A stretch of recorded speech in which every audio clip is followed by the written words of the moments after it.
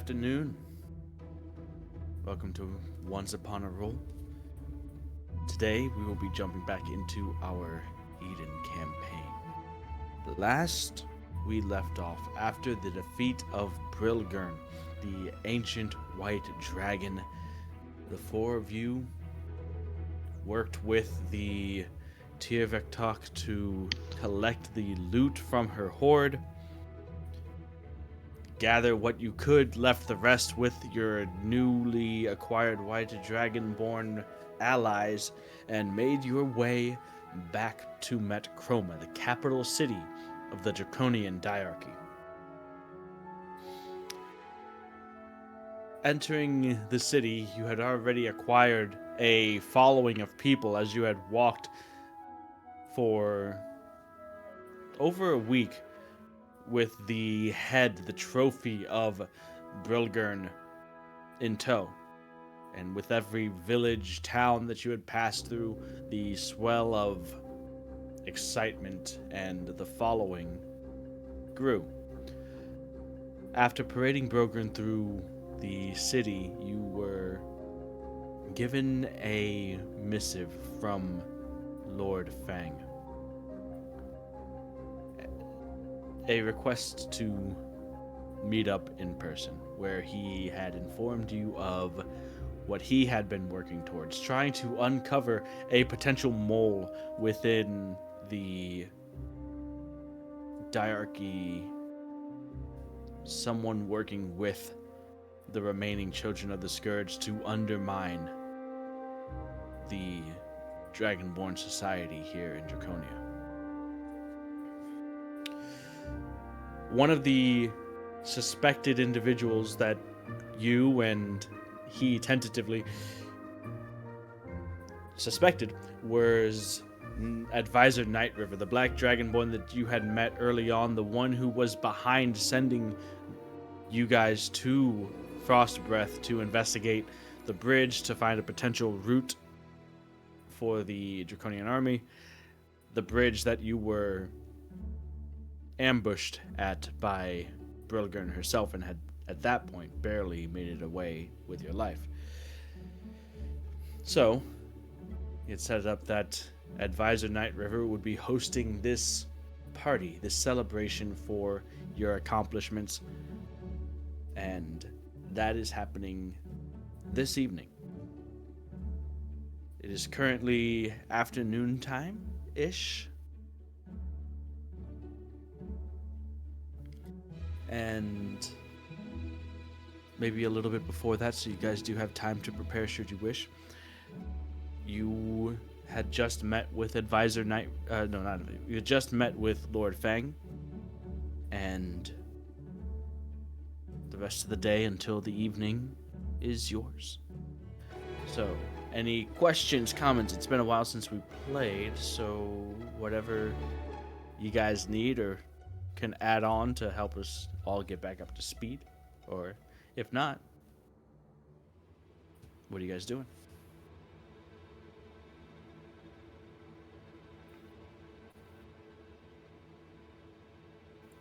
Okay, so we don't have a lot of time, right, before this thing takes place? Some hours, yeah. I'd say about 6 hours.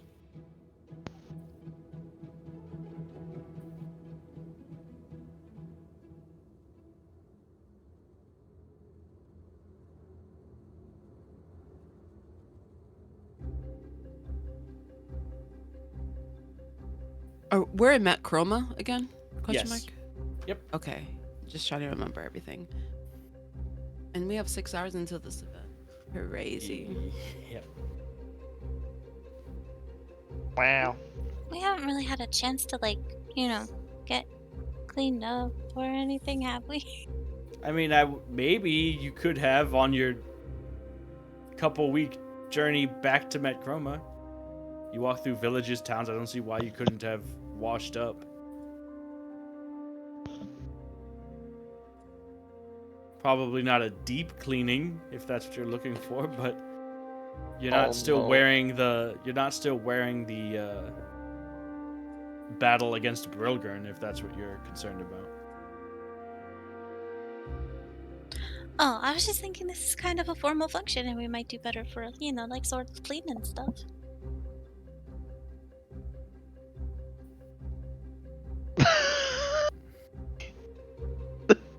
Like, sure, we got washed up in the river back there somewhere, but I think this is the perfect opportunity to go get new clothes and a deep clean. So that's where I'm at.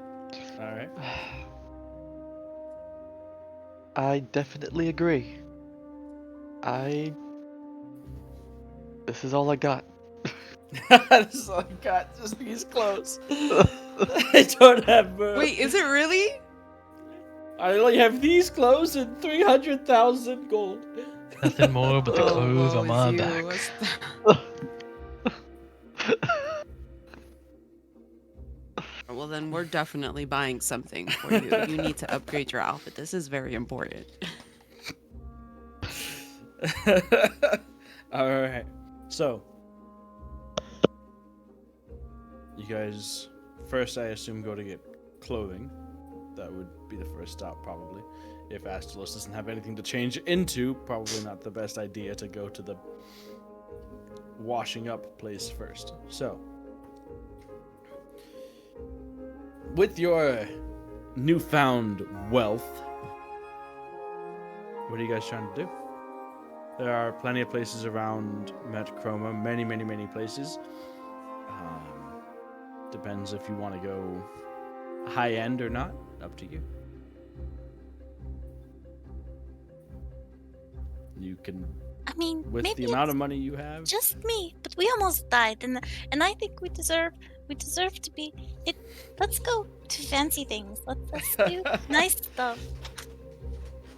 Kara's just nodding her head like, you are absolutely right, Eleborn. We should 100% treat ourselves. We definitely deserve this. Let's go. But the priority should be Astelos. We need to fix you up. Maybe do something with the hair.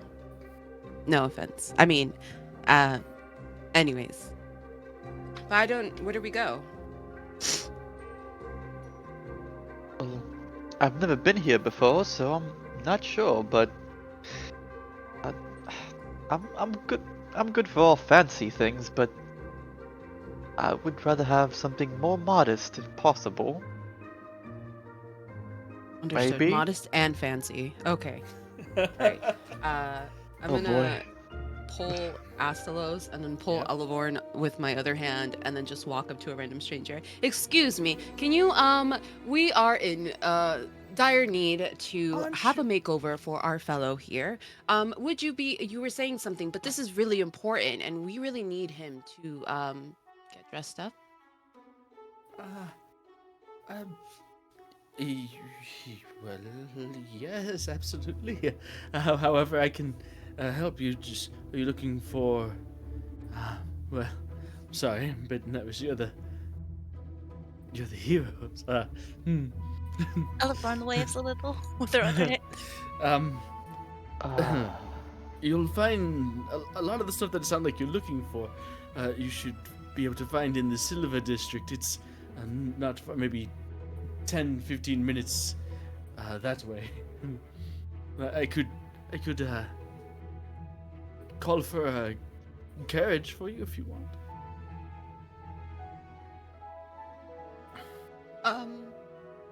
10-15 minutes walking or 10-15 minutes by carriage? A bit quicker by carriage. Should be a 15 minutes walk away from here. Yes. You don't have to trouble yourself, my friend. We can walk there. It's fine. Well, if you insist.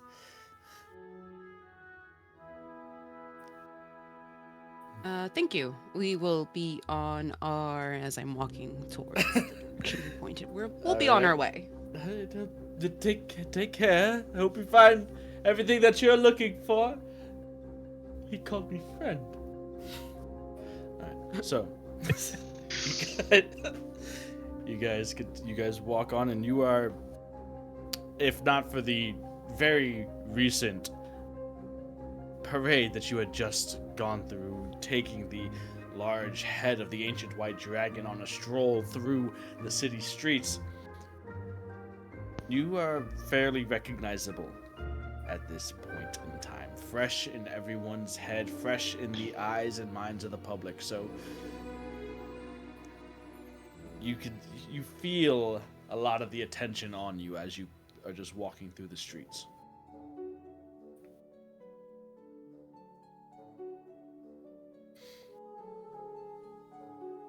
But as you continue on, you begin to notice the slight changing of the feeling of the area around you as things seem to get more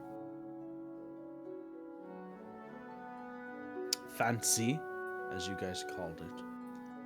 The decorum, the building shops, the signage out front of them, and the decoration therein. A lot of stuff is decorated with gold and silver filigree. The smell in the air is that of a faint, like rosy perfume.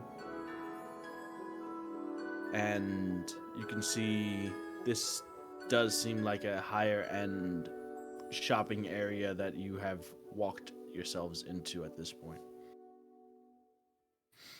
Roads paved and cobbled. You guys looking for a clothing store?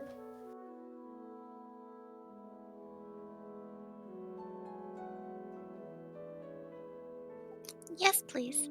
Okay. So, there are a number of them. You choose the closest one that catches your eye, and you head in. Immediately, you are beset by sights of extremely well-made and tailored outfits that are on display on like wooden racks, mannequins.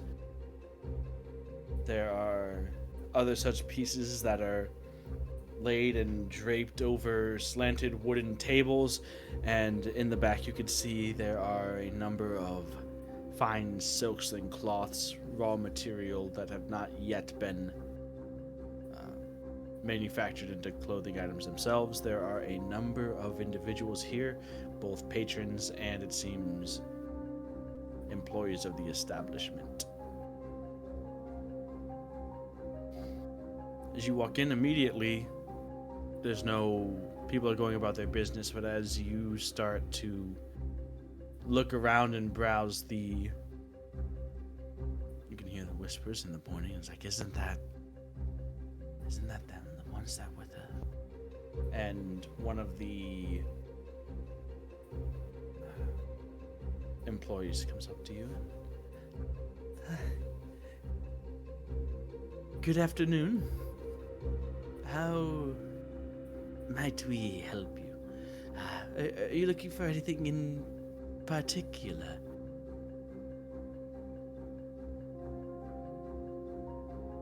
Era, what color is particular? That would depend on you, I think. You usually wear green, right?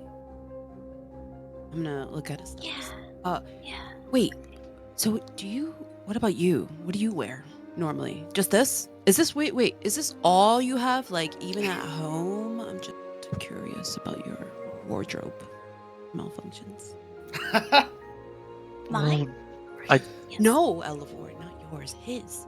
Well, I didn't really have the luxury of packing lots of clothing, did I? But you Seeing do as have my home. clothes. Good. First, him. We need particularly him and different. Yes. Looks you up and down, Astalos. I take... might have something. Let me see. Let me get a better look at you. And he gets a bit close and starts to examine your measurements, arms, legs, inseams.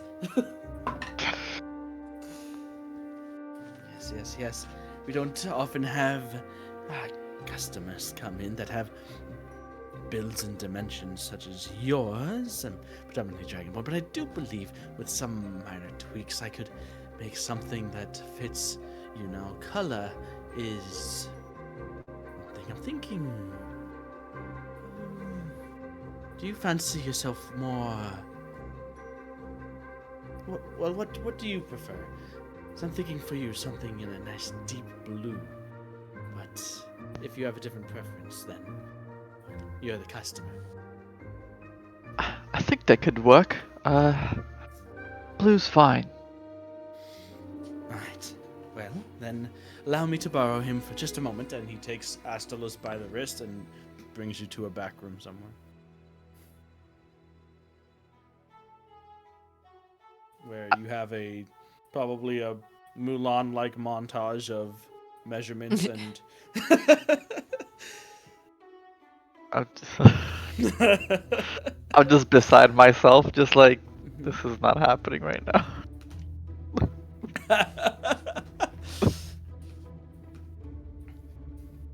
And so as he's doing all this, he's like, well, are you looking to have something tailored or fitted and or looking at picking up something we've already had?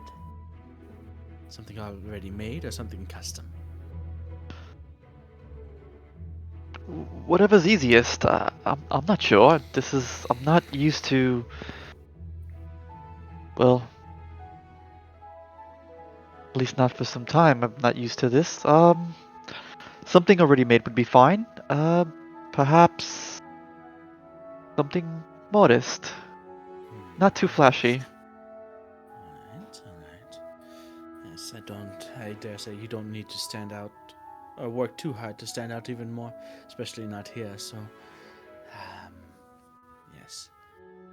With something to do with it. Anyways, and he goes and you stand right here and I'll be right back. So you're standing there, you're in essentially small clothes.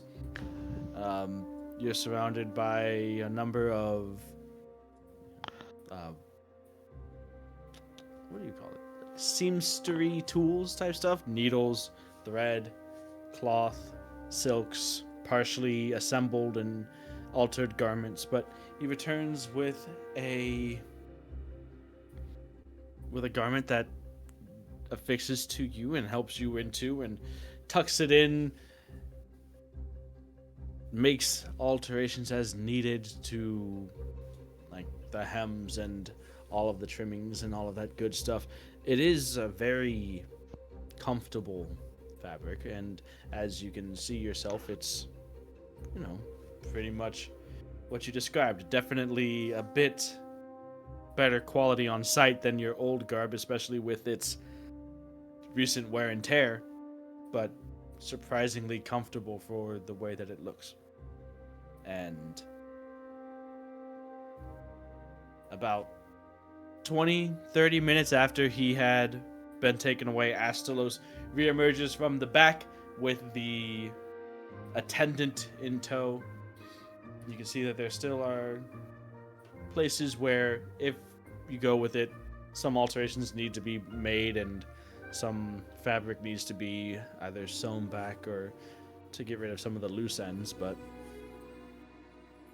all in all, definitely a step up, and it makes Astalos, it fits him well, though it's kind of like, well, now we definitely need to do something about, we need to fix your hair and continue with the makeover, because now the clothes outshine you a little bit, unfortunately.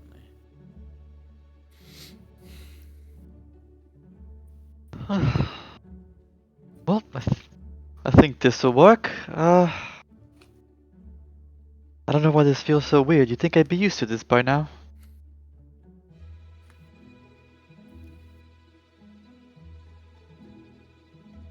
So you guys all see Astalos come back out to the room proper. New clothing, all set, ready to go.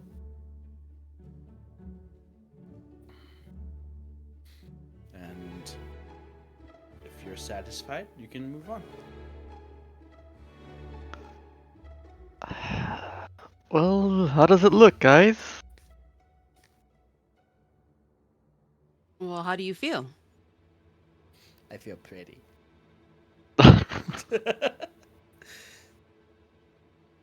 Era's kind of like walking around him, examining, like just nodding. And okay, is it comfortable at least? I mean, that's the most important thing, right? You want him to still make sure that you're able to kind of move around in it.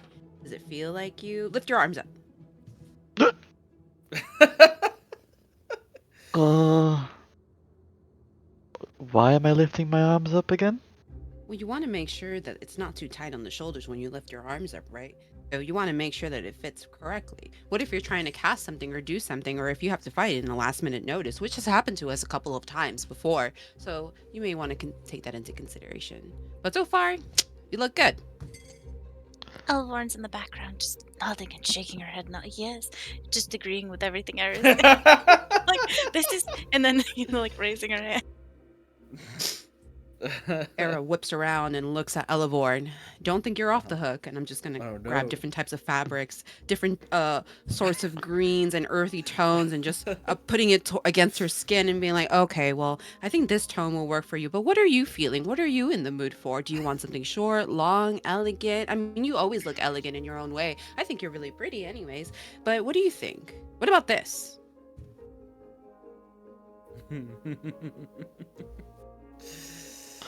Well, I don't have my dress from the Feywild anymore, so I do need something. I think.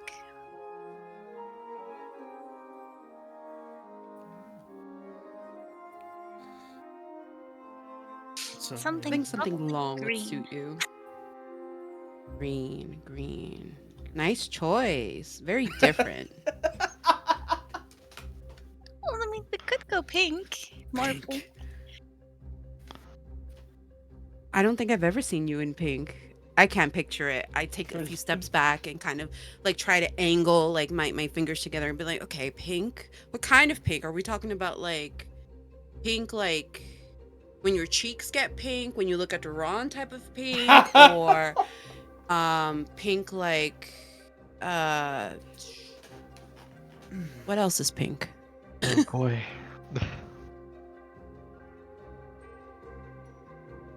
And you, pointing at Duran, uh-huh. what are you getting? You better get something. You have no choice in this. I You have to have also use your money. something. No, no, no, you're not getting off the hook that easy. If I had to go through this torture, so do you. Torture, sir. My apologies. I thought we were having a good time.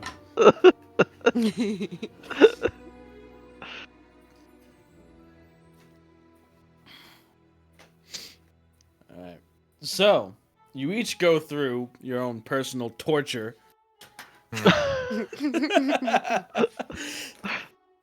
And come out with new clothing for the occasion. And best part about it is when you go to ask how much, they say, don't worry about it.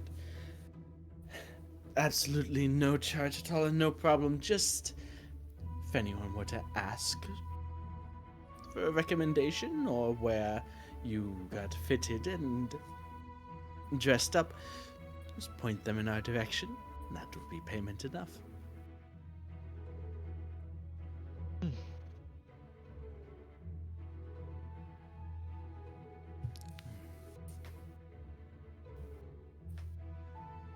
Oh, you're being serious. Oh, Absolutely. are you sure?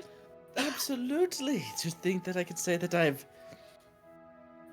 serviced and made the garments for each one of the heroes of Dracania. That's certainly with more than the cost of fabric and time. I think I'm going to start working on some flyers as we speak, if there's nothing else I can do for you.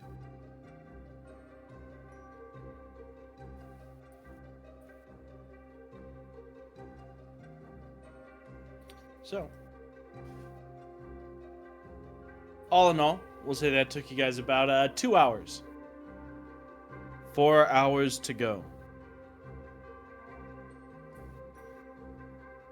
You wouldn't happen to be able to direct us to maybe like a magic shop of some kind? Oh, that's not exactly in my purview, but that type of stuff, you're not going to find that here in the Silver District, I don't believe. I think you're going to want to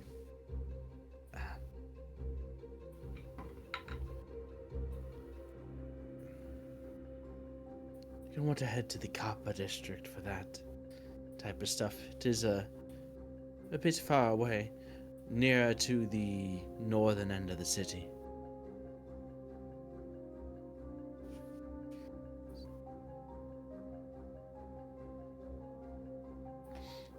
So if you had any other business around here, any other things you wanted to purchase here, there's plenty of fine jeweler shops, places for perfumes and makeups, places to get your hair, nails, anything that you want to deal here. I would recommend doing that first before moving on there, if you don't want to be walking back and forth.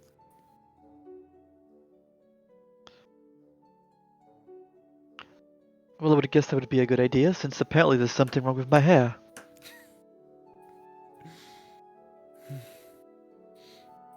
What is wrong with my hair? Nothing is I turned to wrong Era. with Just a little disheveled. It doesn't look like you brush it that often. That's all.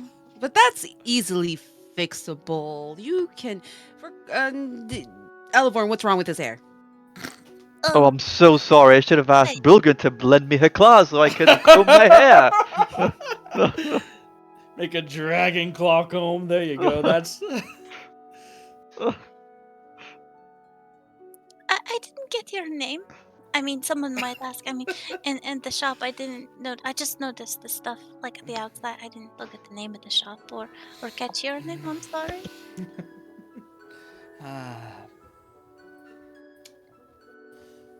You can just direct them to the Silver Thread Emporium.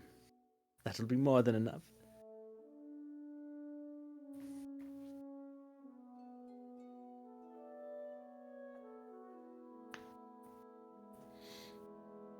The Emporium. Is that what you said? The Silver Thread Emporium. Ah. The Silver Thread Emporium. I like the sound of that.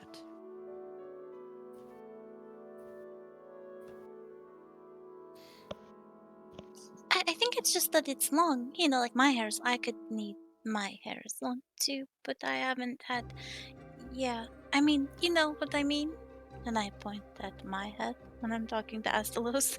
You know what I mean by hair? This stuff on your head? No, like 'cause my hair isn't like the neatest right now either because you know I haven't had the chance to just. I need a brush. You said brush. That's a thing, right? That's a thing. Go get a brush 100 times every night. Let's all go for a brush. Alright. You all go get your hair done. Everyone's getting, you know, Hair go to done. some salon. You know, everyone's sitting down. Elevorn getting her hair washed. Asla's getting it clipped. You know, Era getting, you know, her hair trimmed and styled as well. Durand with a very confused stylist sitting behind him. And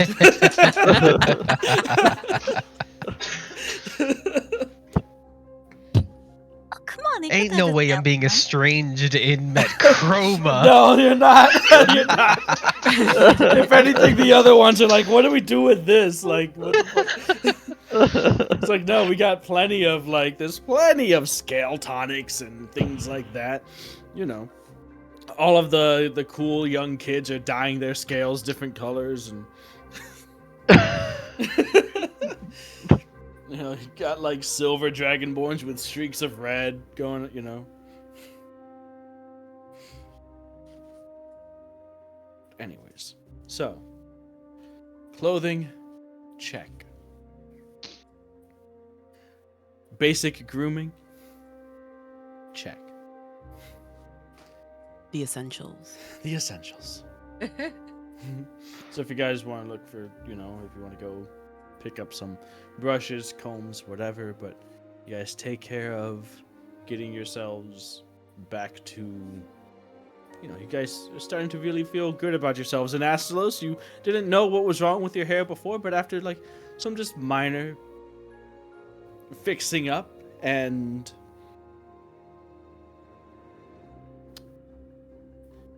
some minor clips and just maintenance, doesn't look too different.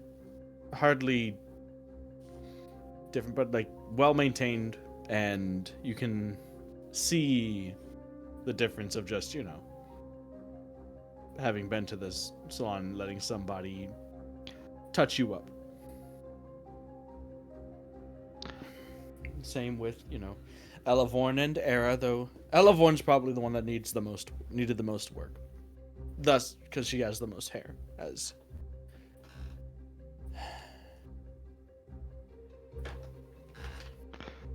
but at that point, you guys are about 3.5 hours in, about 2.5 hours to go. We would have had time to prepare other spells at some point in the trip, right? Yes, absolutely. So, okay, I'll just Good idea. do that. Before I forget, we're locked in this situation where I'm like, well, I have fireball. let's just burn the party down. There you go. That's always going to be prepared, just in case. I already told you, just hit the button on Dice Cloud that says always prepared. Fireball. Yeah. 8 times. Just fireball. 8 times, just fireball. Was there anyone you guys maybe wanted to talk to before?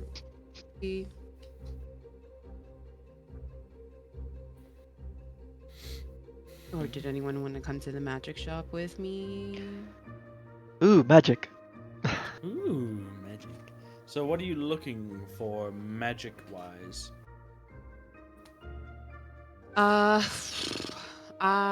Maybe just different scrolls to see what they have, or or wands, because I don't really have any intentions to change what I currently have. How are you with your papers and inks and such? I should probably buy a little bit more. Yeah. Actually, Maybe let ask me those see. too, so we can stop mooching off of. We should, yes, I definitely would like to buy some of those too. Oh, don't you still need a what's it called? Oh crap, that thing with this, and I hold up the bag that you can just put stuff in. Yes. Bag of holding? One of those would be that way you can hold lovely. all the paper. And all the paper they have. All the paper and Mm. inks they have. They don't have an infinite supply. It's not like a video game shop, so, you might not be able to get all that you want. Well, That's how okay. much We'll take for a what we bag get. of holding? How much for a bag of holding? Do you have any? Yes, we should have 1 or 2 of those normal. We always try to keep a couple in stock when adventurers, people come through. It is one of the more requested items. Normally, we would sell those for 500 gold pieces.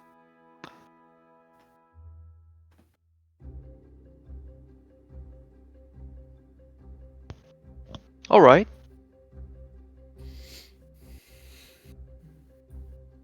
Well, if I'm going to make a trip down to the basement, then is there anything else that you may be interested in so I can save myself the walk?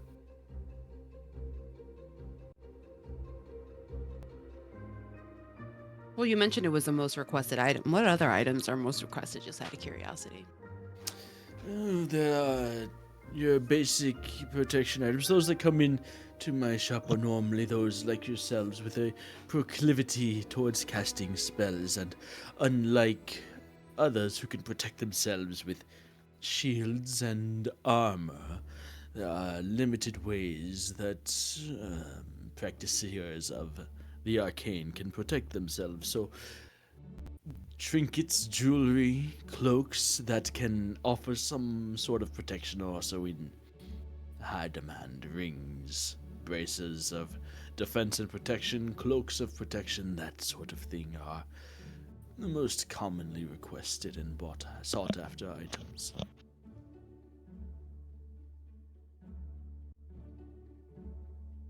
Ah, all right, just bring it all out. We'll see what Just bring it all out. we'll see what we get. All right. I wasn't planning on buying more than this, but Era had to go and say that. Just bring it all out. All right. So he comes up uh, with the bag and with a few boxes that gently and delicately house the magic items within. He said there's a pair of rings, a set of bracers, and a few nice cloaks there.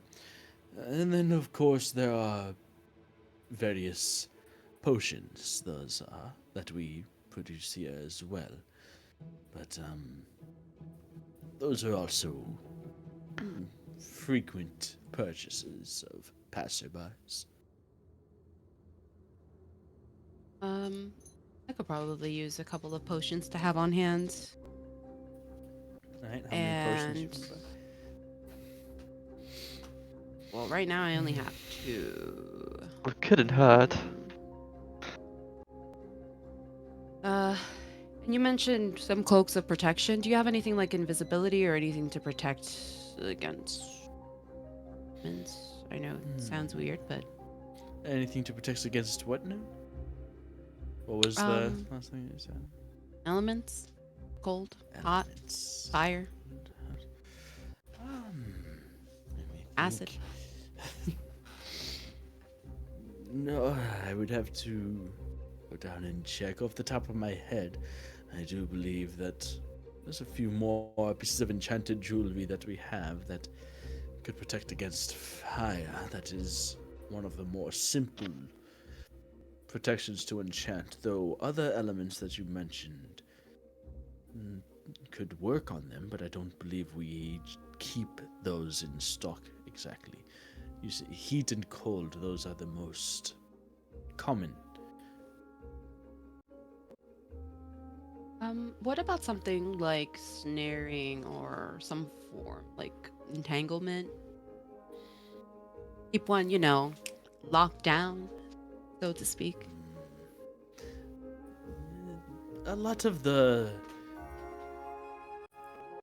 A lot of magic items with specific or niche usage such as that are normally commissioned, and we would make them per request, as it is a time, money, and effort investment to create such an item, and it cannot be guaranteed that someone would come around looking for such a thing. So while something like that could be fabricated, we do not have something with that specific of a usage in stock. And so the most common Now, things that we have are those bags, protective items, potions, and I do have a few rods of immovability. that sounds something like I'd be interested in. You did mention commission, so are you able to maybe imbue magic into an item? Absolutely, that is the nature of the items laid out before you now. Then would I be able to commission something for this? And I point up to my broken horn. Something that can maybe fit in place, maybe have some sort of magic property. I didn't really fully think it out, but now that you're talking about commissioning, maybe that might be something more into what I'd be interested in. So something. I do have the material, probably. I don't see why not. We'd have to speak more on the specifics of what you would want it to accomplish, what purpose you would want it to have, and well, you need to get the actual physical dimensions as far as how to affix it. Then I'll compile a couple of things or ideas. In the meantime, you can grab some measurements, and I'll be back for that, maybe. Right, that should work, though I must say this is a bit of the first time that I would request, but I can see that it does not appear to be a clean break. So to manufacture something that fits in all of the right places, perhaps a mold would need to be constructed first. Which is a bit out of my purview, though I could look into some local craftsmen that would probably know how to do such a thing with clay or whatnot. Hmm. And how much was this? You said there was rings. Which rings are these? So there are rings of protection. So +1 armor class, Ah, basically. we got And rings. saving throws. +1 AC to +1 AC and saving throw. Okay. So there's rings, cloak, and you said something else? And bracers. Bracers of bracers of what? Defense. Defense. Ah. Which are +2 armor class if you're not wearing armor and using a shield. Ah. And a Magic. cloak of protection, magic shield. I'll probably take the braces of defense and the cloak. Those are attunement. I know, but you never know, right? Okay, so I don't know how much they are though. Yeah. yeah, we'll get into that. So the cloak would be that would be 450, and the braces themselves a bit rarer, and they come in a set. Their protective capabilities near, if not surpassing, double that of the rings and the cloak here. That is more in the realm of 4,000 gold. Oh, Era's gonna butt in. Surely you can do something for the heroes of Draconia, as this is something that we could possibly not necessarily advertise, but it would be beneficial, and to know that your establishment has helped us with overcoming the dragons, be a discount. I look at Estelus and just shrug. Strokes his chin. Go ahead and make a perception check. You kind of fell off a little at the end there, but we'll see.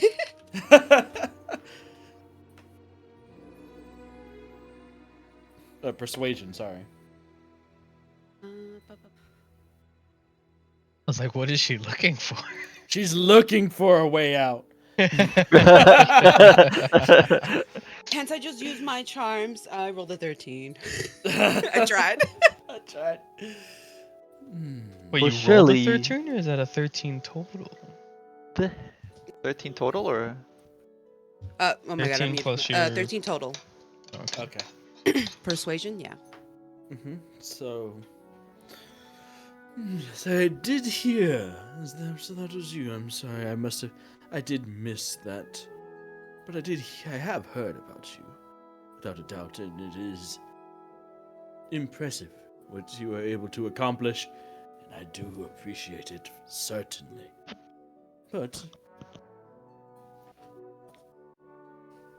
surely, after felling Brilgun, the treasures you must have come across make this but a pittance to you.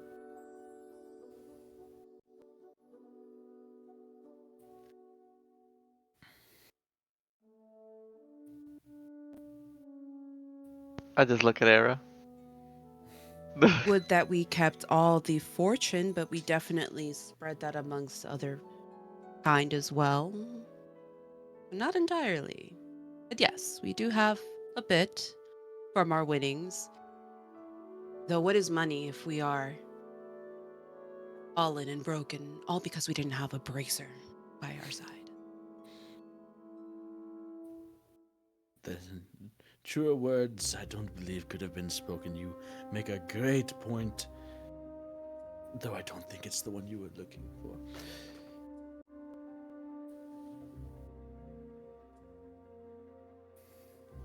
Absolutely, you are correct. What is money if you have fallen and broken for not having this braces? So, 4,000 gold.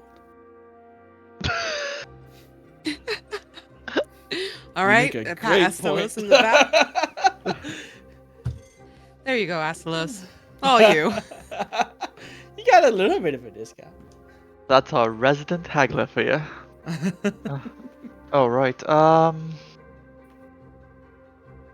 much money we have again each? I think it was like 37.5 or something like that. Was this the raw cash? Okay, which I can now hold because I have a bag of holding. Yes. Don't show minus, yeah, minus whatever I owe Era, which I haven't Yeah. gotten. um. mm, Yeah, you each have, I think, 37,500 gold. just Worth dropping of- 5k. Just. Done. Oh, well, and that's not even talking about the papers and parchment and stuff. too. Yeah. The papers and magical inks, how much of that do you want? I will pay for that for the both of us. Well, how much do you want? Well, how much do you have? He has about 3,500 gold worth of paper and inks. We don't need that many. We could Are you do. Yeah, you're right. It's 100 okay, gold. It's 100 gold per spell level, right? 50. You if got you're- me. Yeah. All right, I'll leave I him just don't some in want you case guys running some out, you know? poor soul needs paper. So you'll only I'll get take 3,000 worth. 3,450? Okay. Nice. I'll leave him with 50 gold worth. Sounds Some reasonable. evoker can do a first level evocation spell and that's it. So we got. So 3,000 gold worth of spells. That's a whole 3 9th level spells plus a third. Oh, There you wow. go. You can carry it since you have all that space. A nice fresh bag of holding. Quick, fill it up. All right. Sure. And I guess I'll pay for all the other stuff. All right. So uh, 3,000 gold from Era, 5,000 gold from you, Astalos. hey. 4,950. Oh, okay, sorry. Oh my God. 49.50. I've been keeping track. You said 5,000. So I know, it was close. 49.50 basically. Miscounted. Can't Yeah. move. Whoops. Plus tax. So. Whoa! Damn. Oh no! Alright, so Right. we got That is. how many inks and I don't know how much. Okay, Oh yeah, like 3,000 inks and worth. paper. Yeah, 3,000 gold worth is what. Yeah, 3,000 gold worth of inks and paper. I gotta find So out. 30 spell levels, basically. 30 levels of spells worth. 60 if it's Era and Evocation. Just make a custom item, Okay. a new item, and put the name as Paper? literally that. Yeah. Yeah. 3,000 That's gold what I put 3,200. I know it's worth money of worth. Well, paper put inks and and paper ink. and put the value 3,000 gold. Come on, man. Okay. There's a section for value. You're right.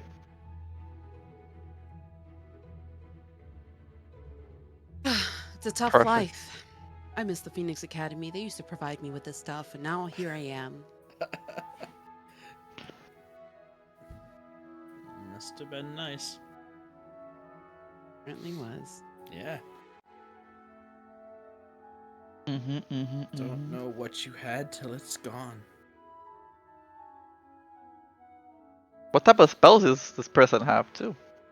Or like, Spells, you say? Spells. You say. yeah, we're here already. Might as well. Yeah, can you roll a d20 for me? I was looking at this earlier. Oh, okay. A D20. Okay. A d20. Don't fuck it up. I did. It's a 9. No! Oh no, what is it? It's a 9. Okay, that who you don't know what that means. You don't know what that means. True. But that was okay. All right, We're- so they dead have guys. the highest level of spells, the strongest spell that they have on a scroll here that they sell, is a 7th level spell.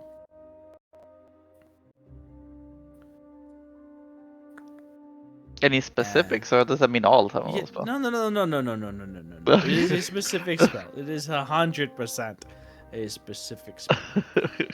And it is. Let's see. You said 9. So Mm-hmm. it's a spell. It is Mordenkainen's sword. Ah. So with this That's all you. spell, you can. Oh. Hold on, let me look at it. Okay, so, I'm sorry. Go ahead. So it basically explains like with this spell you can create a magical weapon, a sword that can fight your enemies off for you. Doesn't require you to hold it. It can act as you guide it with your mind and magic. And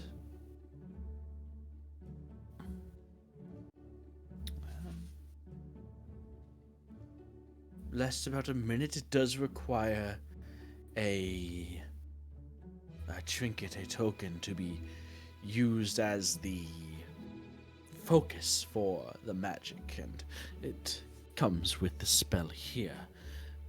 Let me see. And in the binding of the spell, you can see tucked in is a miniature sword made of platinum that the shopkeep explains. When the spell is cast, that sword grows to great sword length and basically becomes an animated sword that fights your enemies off alongside you. So let's see. When the sword appears, you make a melee spell attack against a target of your choice within 5 feet of it. On hit, it takes 3d10 force damage. On subsequent turns, you can use a bonus action to move it 20 feet and attack again. So Is that concentration? it is concentration. Mm-hmm. Oh. Lasts Actually- a minute. So 3d10 bonus action, whatever, after the thing of the spell. Probably better for you if you want something like that than Something me. to use your bonus action for. Yeah, because I'm already bonus action heavy enough. Mm-hmm. But that's just the 1/6 level spell that they have. That's the top end. Okay. 1/7 level spell, sorry. Didn't Yeah, okay. didn't that vampire guy use this on us? No, he just had He just had dancing swords, the magic item. Oh, cool. Mm. But a beast. So kind of like the Okay. animated shield, but in the sword version. You'll Huh. take it. Well, how much? Depends. Because I may just walk away with that. Walker, you'll just steal it, is what you're saying? You'll try to No, steal it? without it, I said. Oh, okay.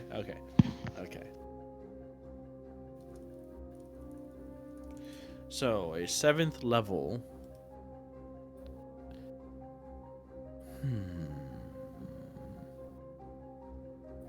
7th level? That would put you probably around.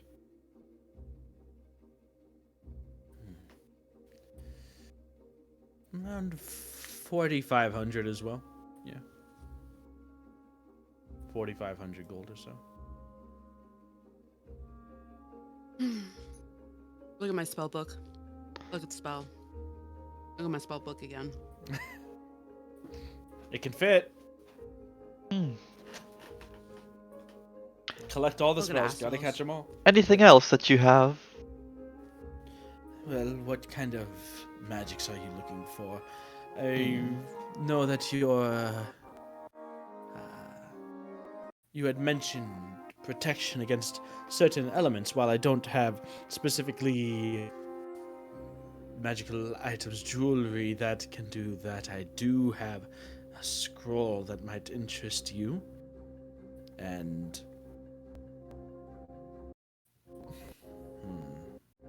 let me see.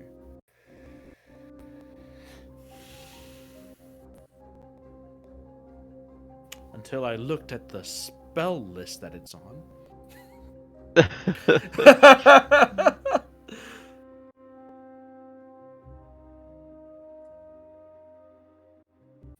No. This is actually quite a unique one. Unfortunately, you'll find that you probably would not be able to directly fully comprehend this. Certainly not add it to your repertoire as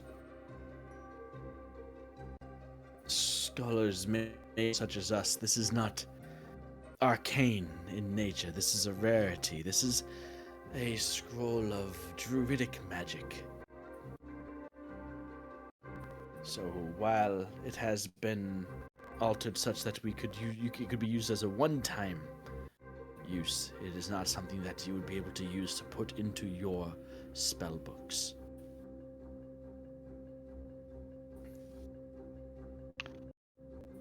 And which spell is that? It would be a spell that does pretty much exactly what it is that your friend here asked for. The incantation is known as Primordial Ward. And what that does, as he explains, is it gives you resistance to acid, cold, fire, lightning, and thunder damage for the spell's duration. And when you take damage of one of those types, you can use your reaction to gain immunity to that type of damage, including the triggering damage. And if you do, the resistance, and if you have any immunity, if you do so, the resistance ends. The resistances end, and you have the immunity until the end of your next turn, at which time the spell ends. So it gives you resistance to like every type of damage, pretty much every elemental type of damage. And one time, if you like take cold breath attack, you can trigger it as your reaction to gain immunity to that. And at the end of your next turn, it ends the spell, though.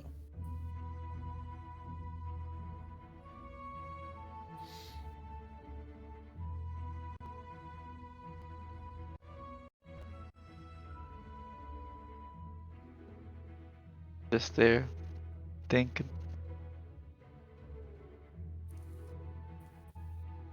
Is that something that you're looking for, Era?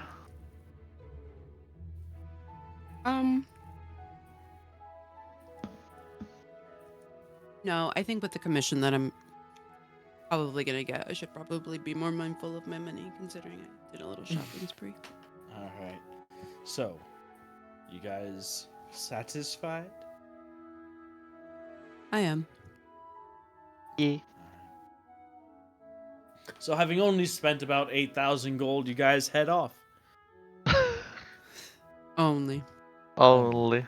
Yeah, that's nothing for you guys. I'm You broke, guys guys. It's You're over not. for me. What are you talking about? You check and all your money's gone. Stolen. So, what next? You guys also have over 30k. That is true. Only. Yeah. But, Only, yeah. I guess we'll think about that as you guys, after this, there are maybe a little bit over an hour left until the time of the gathering, the time of the party. So we will get to final preparations and that after a short break. So I will see you guys in a little while.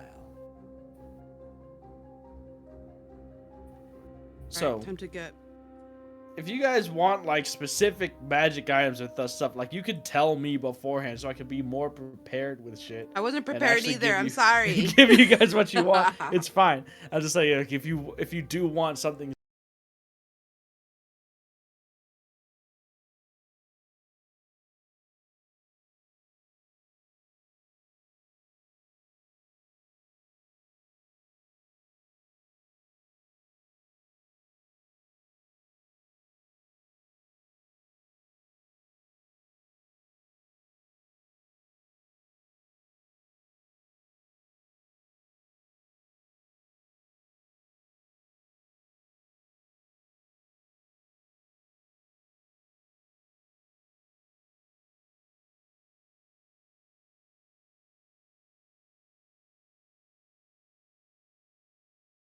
Place, congratulations on your business. I am the health inspector in charge of this.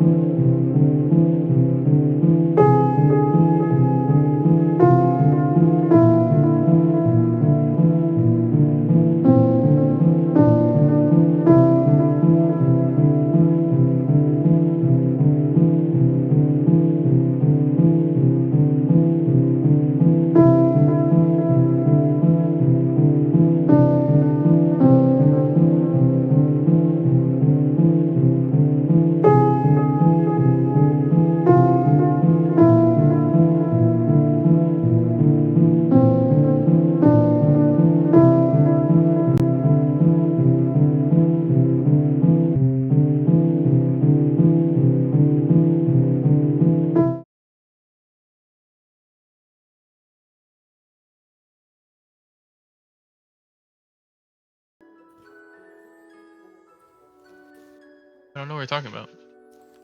We've been live. What? We've been live? Cool. Sure. Alright. Hello, everybody. Welcome back. That's crazy.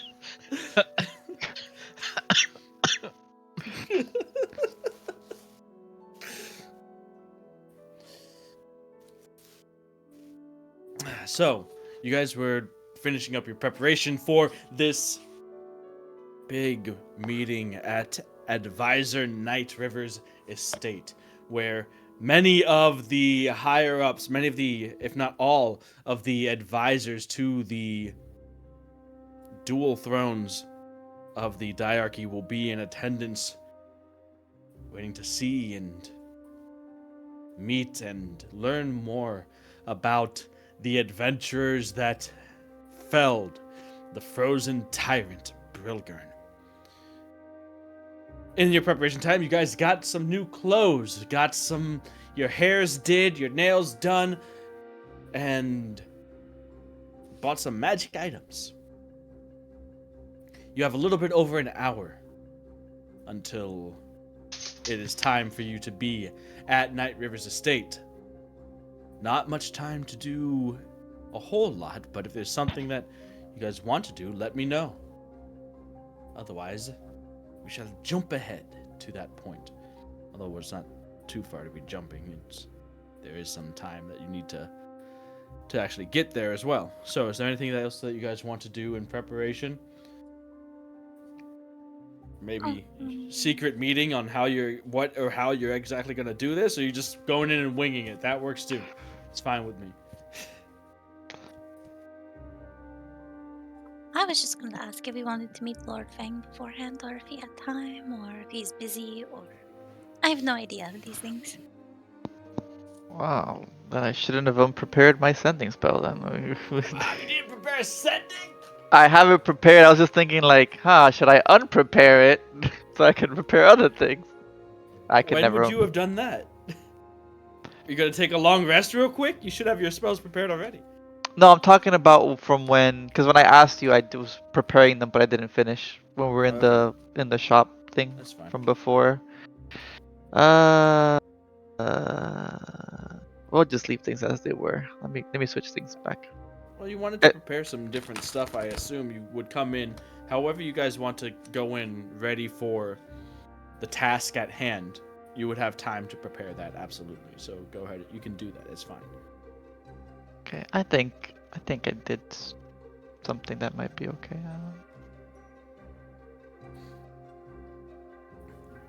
I mean, I would personally think that sending would just be deserving of a prepared slot for this thing. Like, you guys do have the bracelets, but that's fine. But that's only between you guys, so. That's the problem. This should be okay.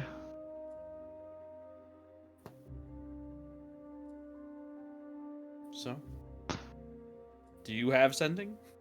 I do have sending, yeah. It's up to you if you want to use it.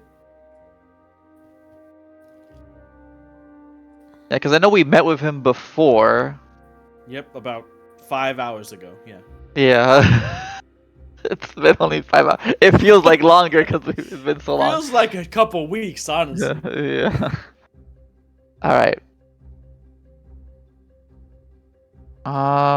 So do we just send out a message to him? What's the consensus? We talked to him 5 hours ago, apparently.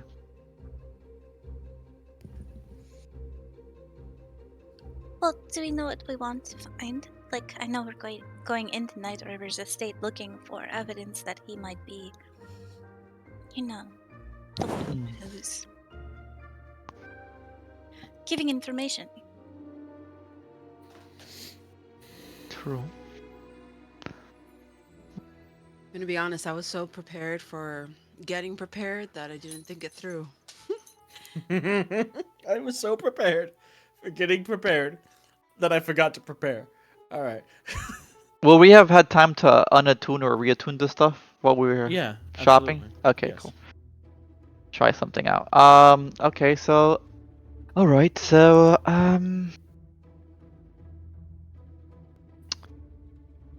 we could always send him a message and see what he says. I'm not sure if there's anything particular we're looking for. Parchment, some clandestine meeting. I'm not sure. I'm assuming he's gonna have maybe something similar to that necklace, so I don't think detecting his thoughts or anything like that would. Maybe any map indications of some kind. We could. It's gonna be at his place, right? So,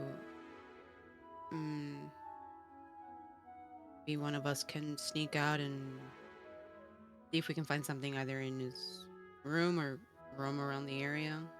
Not really getting caught, which I know we can do, but not really sure what I'm looking for, or what we should be looking for, but anything that can implicate him some way.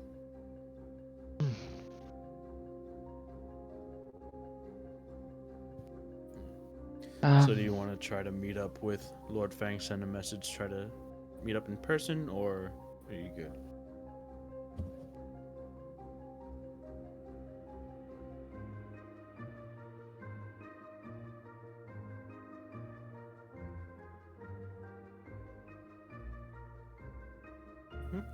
Um, sure. I guess just sending a message, Okay. and he would tell us if we can meet or if we need, there's just any more information.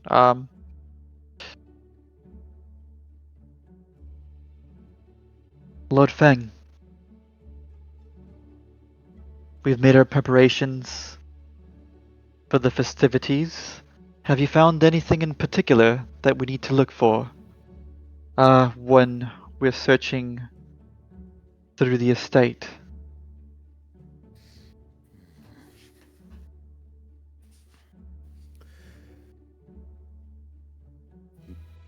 Particulars, I don't have any, no. I am presently making my way towards Nightriver's estate right now. Though, if you were to head towards the inner walls,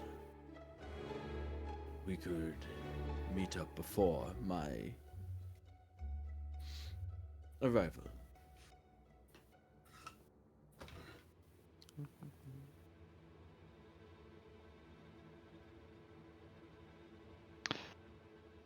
I guess I gotta spend another. uh, And he gives you where you could meet up if you wanted to. oh, like does he do that in the first? Yeah. Okay. Yeah. Okay. I have a location where we can meet Lord Fang before the festivities. It wouldn't hurt to go over what the plan is. I can do some of the same things that I did back when we were searching for Brogan. I can make us seem like somebody else. That may help us move around to places where perhaps we shouldn't be if we need to. Looks like we're pretty famous now, so we can't just walk around freely without someone recognizing us.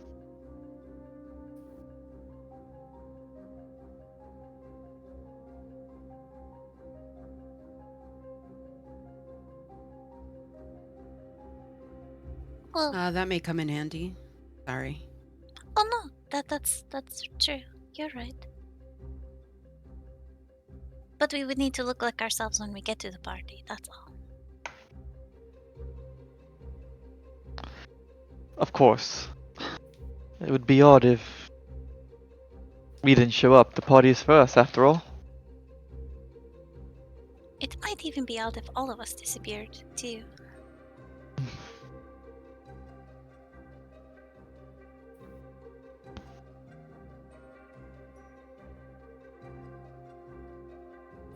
So, are you going to meet up with Lord Fang?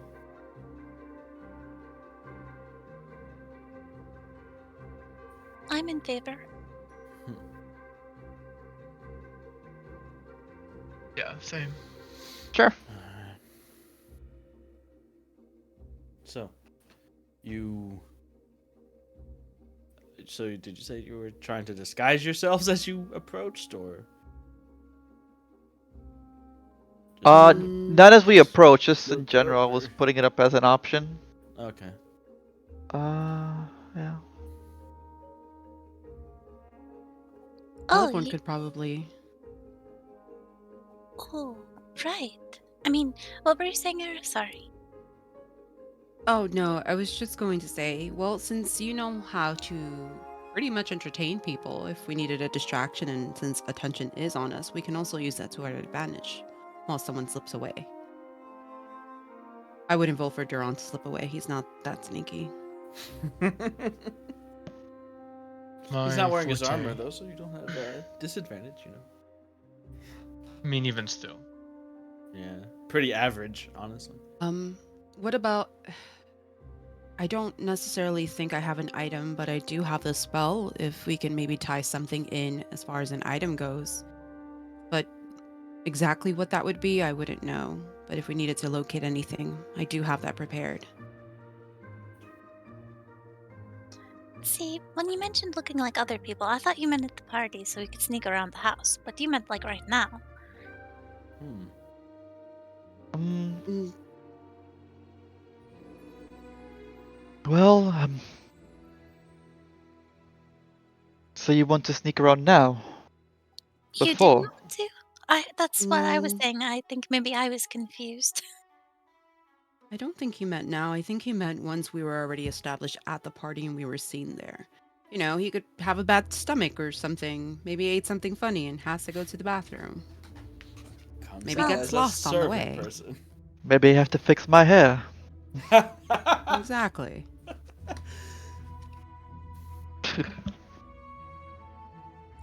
oh, very clever. I see. Okay. Hmm. Alright. So, are you heading to meet up with Lord Fang then? I'm also in favor. I don't think it could hurt, right? Hmm.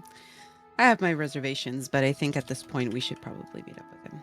We don't really have any much of a lead anyways. Okay. So, you make your way back towards the center of the city.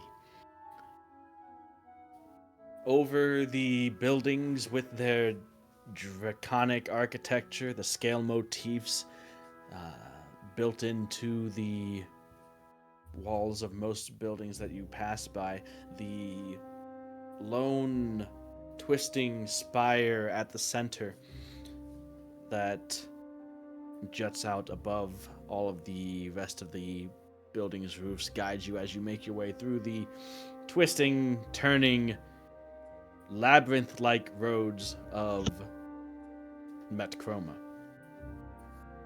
You make your way down a large central road that leads to the gates, the inner gates that you've been to a couple times before, that houses the advisor's estates, as well as that large spire that attaches to the castle, the home, the sovereign spire, the home of the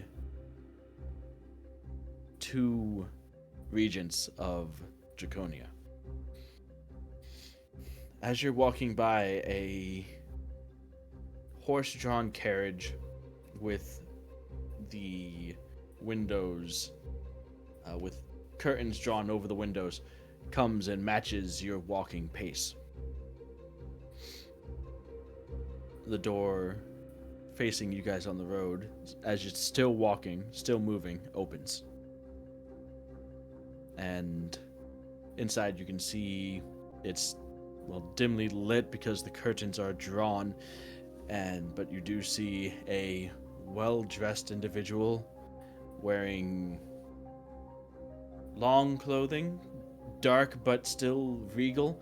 They have gloves on, and at first it appears to be a black dragonborn, though after a few moments of inspection you can see that it is a mask.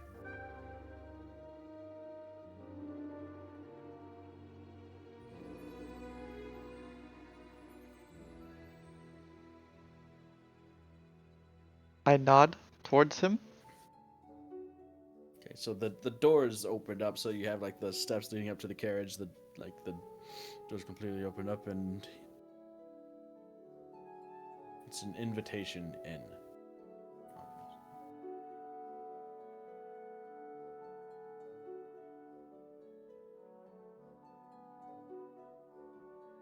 So we're getting on the carriage, right? It's like a carriage, you said? Yeah, it's a carriage. Yeah, It's a yeah, we're carriage. getting- Okay. Let's get.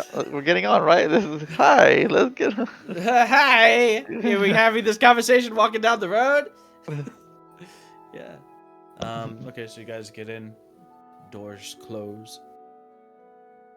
Again, it's dimly lit in. The curtains drawn so no outside eyes may pry.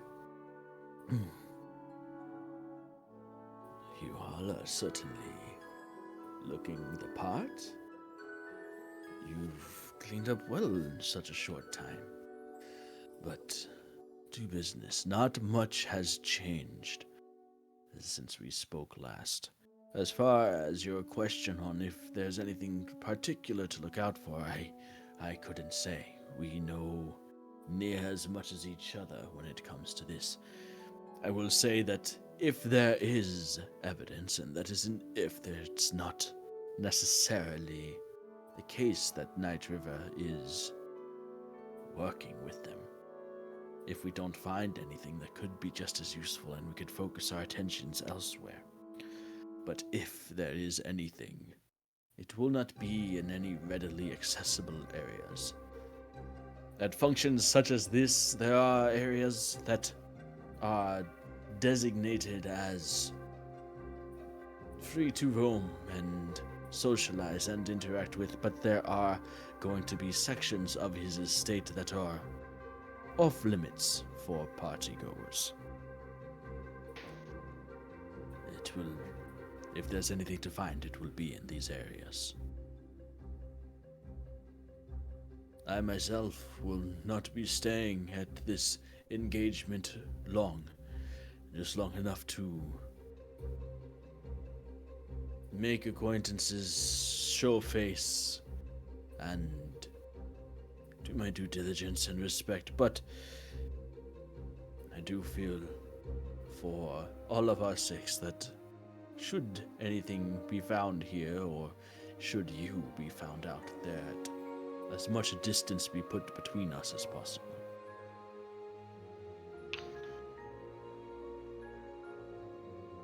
Have you ever been there before?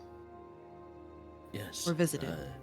Yes, I am a direct subordinate to Advisor Nightriver. Then you're familiar a bit with the layout. A bit, yes, I've been there a handful of times. Not intimately familiar, though. I've met him there before. He's not shown me every bit of the property.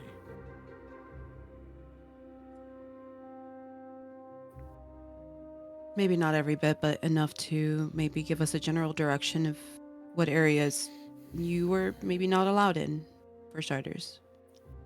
Well, I didn't Are there exactly stairs, press second floor? the boundaries, but yes, a second floor.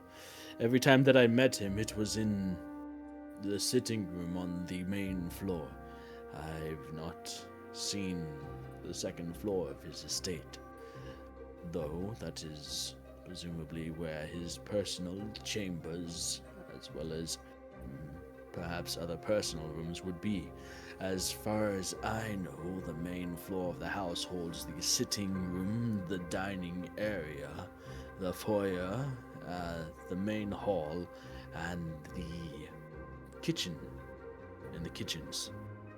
Other than that, I don't believe there's anything in that I have seen.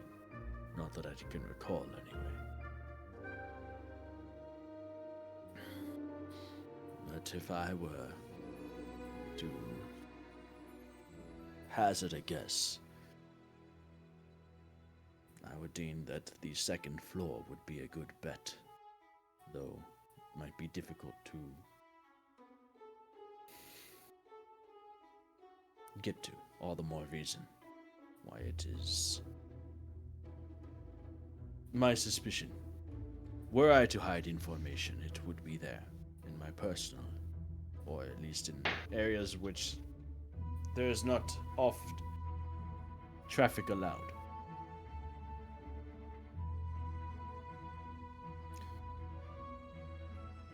One more thing. Could you go over the details of your amulet? I imagine Nightriver would have something similar to that to prevent people from looking in, let's say. I would be cautious and sparing with the use of magic at this event. Not only do you have Nightriver, but the other advisors, including Tempest, will be there. Tempest, There is that are the old many- man? That's the blue dragonborn. Huh. The magic one. Yeah, the one that. The one that you guys That's like. it. Yeah. Your best friend. Oh, of course, yeah. Yep. That and with such an occasion, such high-profile individuals, people so important to the diarchy, there's going to be measures in place for security reasons. I am not apprised of the lengths of such cautions, but if you were to use magic, I would say be sure that none are watching or within perception, as you're going to be surrounded by those familiar with the art. As far as what personal wards he may or may not have, I would imagine simple trinkets to protect against divinations are standard for people in our line of work. So, if we wanted to find out whatever preventative measures they might have, we could go in with Pass Without Trace. Like, I'll cast it before we get there. And then, if it's noticed, we'll see maybe how they're noticing, so then if you do want to use something, we'll have a better idea. And of course, I'll just say that I'm really shy and everyone's been staring at me all day, so I just, you know.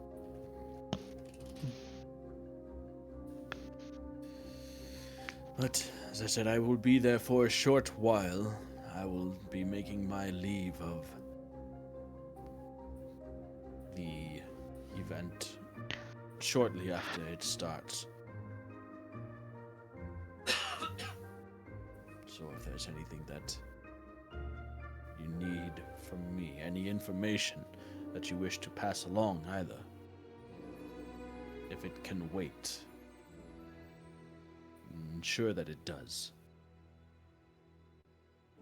Whether you find something or not is one thing. Another thing that is important is that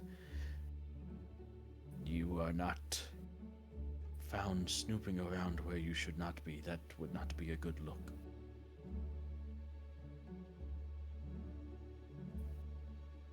And if it comes to it, maybe we can use magic to our advantage. I'm sure they're going to want us to retell the stories. Maybe we can give a little sparkle and a show for them, if needed. I'll leave that up to your judgment.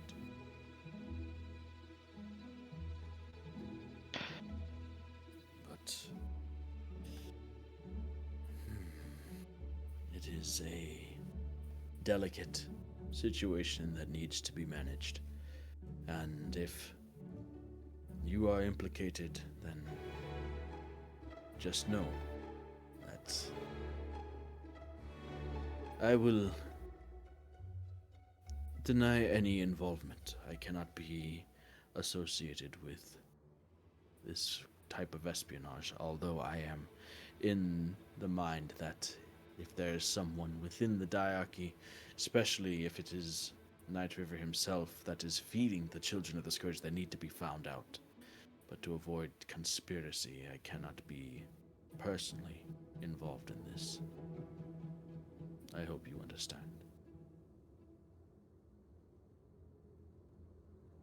I do.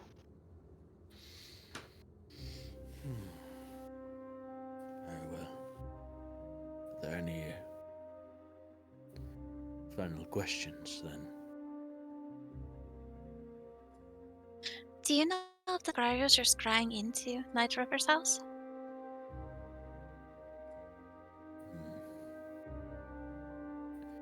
I don't believe they do. They generally scry an area, a larger area. I don't believe that normal surveillance is quite as fine as that, although it is not my personal realm of expertise. Because that was kind of scary.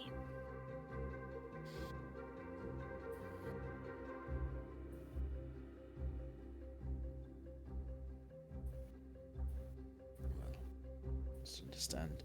Metchroma, especially at this point in time, is, for most,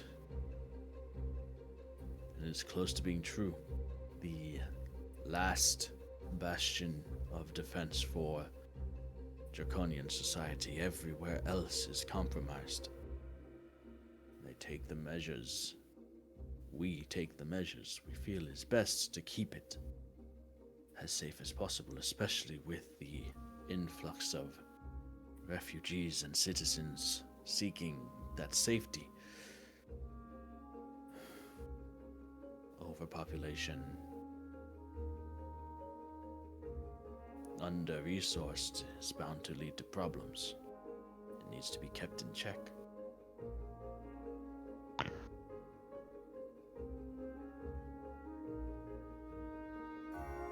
Though, with Brilgun's death, that pressure, especially in the more southern reaches of this continent, has certainly been lifted. So hopefully some will be able to either return to their homes or find new ones. So, yes, if I hadn't before, offer my personal thanks and appreciation for what you did with Brilligan.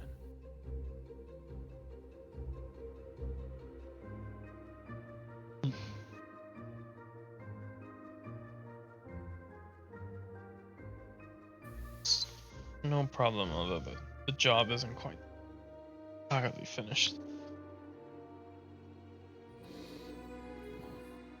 And depending on whether you find something or what it is that you find, if you do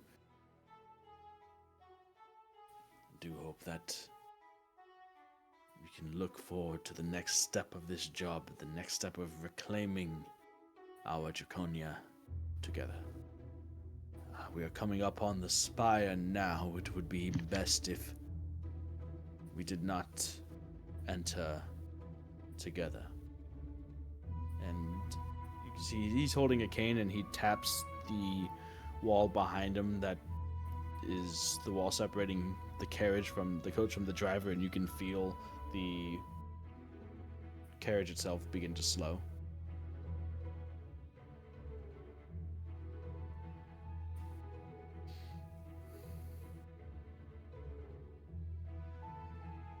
And eventually come to a stop. I do hope that you enjoy your evening.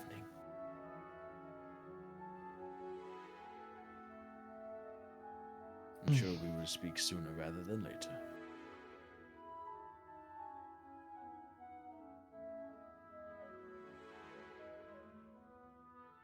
Right. You didn't. Oh, go ahead. Sorry, I still upset. No.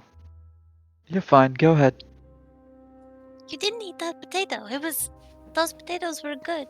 I'm a little sad about that, but see you later. I love foreign leaves.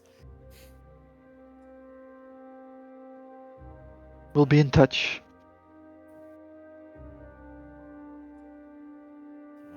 You guys exit the carriage, the doors pulled close behind you, and you watch as Lord Fang's carriage continues down the road, the last couple of blocks stopping at the portcullis leading into the Sovereign Spire.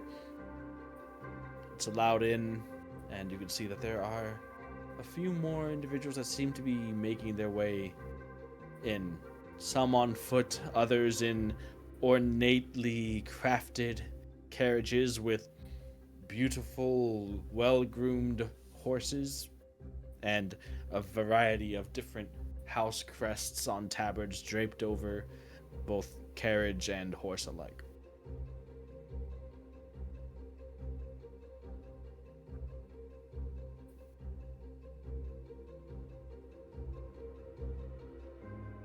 So what you doing? Casting mage armor. All right, time No. to fireball them all. Yes. Burn the rich. Wait, we're rich now. Shit. Yeah. The richer. Burn those richer than us. Always. And take their money. I don't think mage armor is a bad idea though. Okay. It's not. We. So mage armor, pass without trace. Uh-huh. Okay. Duran, you doing anything? Compel duel? What? Yeah. Let's compel that duel. Yeah. Truly, I excel at this. This is my expertise. All right. So you guys do this. Are you heading in? Any last thing you want to say? Are you good? Or you head up towards the guards in front of the portcullis. They recognize you, it seems, near instantly. And Do they though? Do they? do you look? You'd say you think you look? You're too dolled up to be recognized. Is that what you're saying? Because No. of pass without trace. Yeah. Are you sneaking in? Yeah. Yeah. What?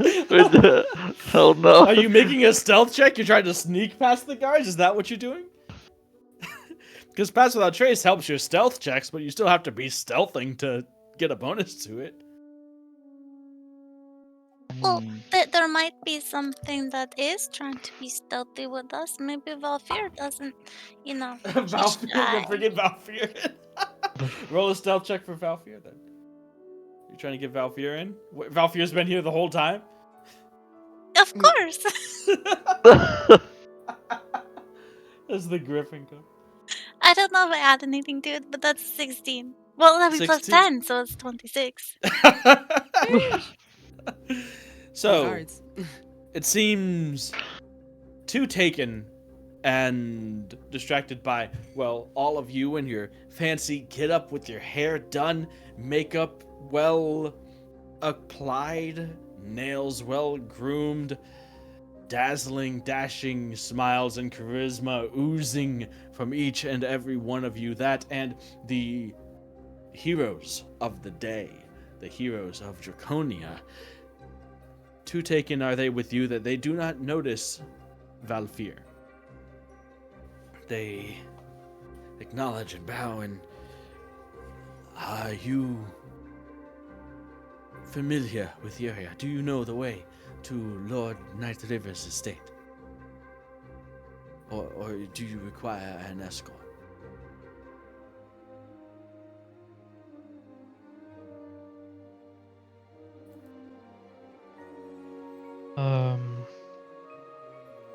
Well, no, I'm not quite familiar, so I suppose an escort would be nice. Very well. And one is provided and established, and it's nice to meet you. I'll take you to the estate now. And thank you. As he walks ahead of you, kind of nervously bantering back towards you. Since this started and we were watching and feeling the pressure close in on us all, Met Chroma seeming the last place that we could come, the last stand for our kind, and it was only a question of how much time, how long could we hold out for. But fighting back is always something that we were going to do, but something that many did not feel was a fruitful endeavor. Now you've shown us it possible. I don't know how much you know or how much it would even mean, but I don't think I've seen or felt morale higher since the chaos started than it was the moment you walked through those gates with Billigan's head in tow. Isn't it still a bit of a shame? I mean, Pilgrim, yeah, terrible as she was still an ancient dragon. As little to be remorseful of when Yeah, you're right. I mean, I haven't lived here, so I can't speak to the amount of suffering she must have caused you all in a long period of time. I have been in Metchroma and the villages around the city my whole life. That is all I know, but we are brought up and taught, and we hear stories from those travelers from all over, and, well, there is evil in Draconia, and, well, people can be good or bad. Varying creatures and monsters have their proclivities as well. I've not heard of a single story of kindness or benevolence from any of those ancient chromatic dragons. I don't believe it in their nature.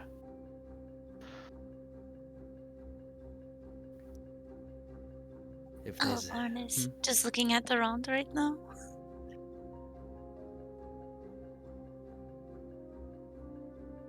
the guard that's escorting you guys right now is a green dragonborn.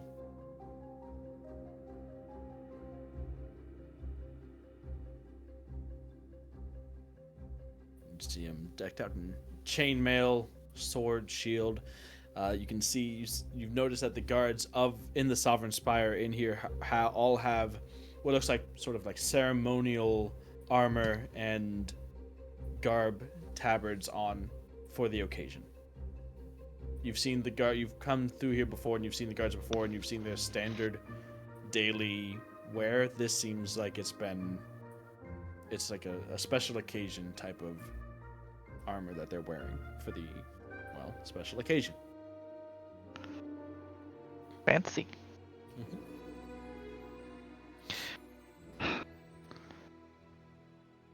We'll make Outside sure. of the. Oh, you can go first. I was just gonna say, we'll do everything we can to keep you safe. I know personally what it feels like to lose your home. And I don't want anybody else to experience that here. I appreciate it. I know that there are many amongst us that, well, we want to take the fight to them as well. As much as we appreciate what you've done, and that cannot be overstated, there is something that stings the pride to have outsiders be the ones to have saved us. Oliver like clears her throat and like nudges around a little.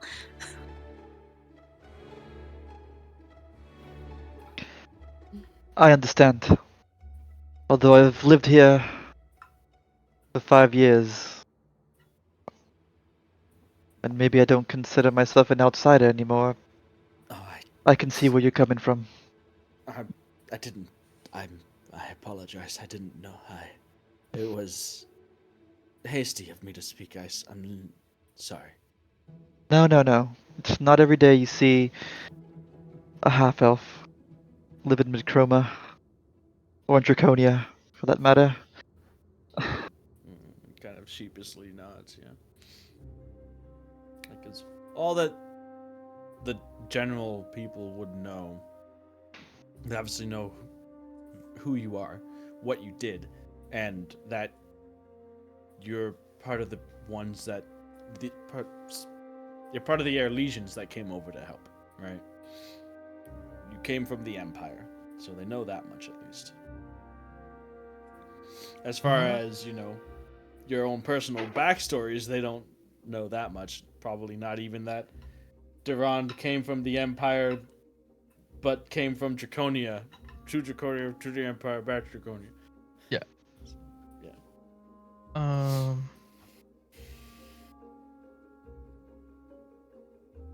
I guess under my breath, I'll be like, yes, Eleanor? Mm-hmm. Well, I mean, you're from here, and you're here because of what happened, and it isn't that an outsider. You're not an outsider, are you? Yeah. No, but, I mean, I'm not from Chroma, nor have I ever been part of this kind of life ever. I can't say I feel that included.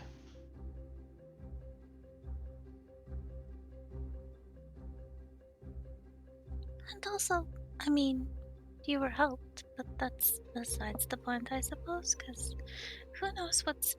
Anyway, I'm sorry. I don't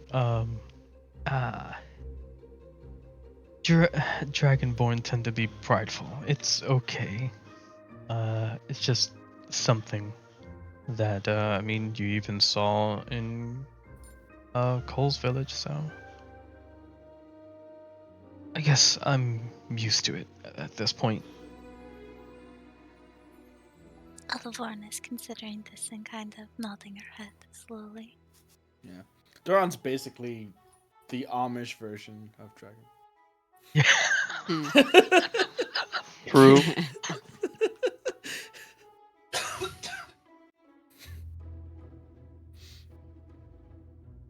So, here we are. And you can see that there's lighting outside as the sun is starting to get low in the sky as evening is upon you. There are the gates to the estate are open. There are still guards at the front, though they are more in a I wouldn't say casual, but they're wearing like fine clothing, and you can see that they have small breastplates maybe beneath their clothes, but it's more fancy dress than the armor that the guard that escorted you is wearing. Inside, you can see that crowds have begun to gather in the garden and conversation is happening. The doors to the estate itself are currently closed. It seems like a lot of the socializing and whatnot right now is going on in the garden that is in the front of the estate, and you can see even stretches of a path that stretches around the side of it. I thank you again, and I do hope that you accept my apology. I did not mean to offend. And he gives another nod and takes a couple steps away backwards, and then turns to return to his post at the wall. Thank you for showing us the way. And I'm like waving a little at him. Turns and again gives like a deep nod. ahead of you. Gates are open. You are here. You can see, scanning through the crowd, a couple faces that you recognize. You can see, you hear a bit of a boisterous laugh that rises above some of the general white noise of conversation, and you can see in the garden there's Advisor Tempest wearing a very flashy, brilliant, bright colored dress robe. You notice the darkly clad, black masked Lord Fang on the opposite side, with just a few people around him.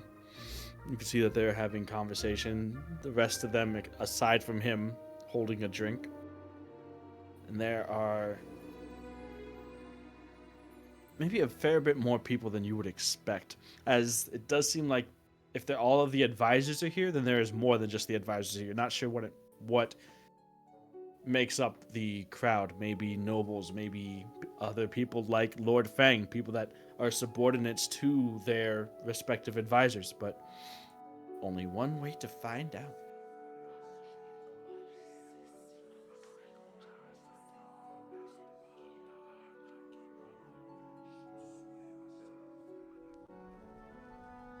So, you guys heading in? Oh, it's a garden! And Aliborn is rushing up ahead of everybody Rushing else in. to go see, she's interested in the plants and stuff. Okay. Valfir bounds over behind you.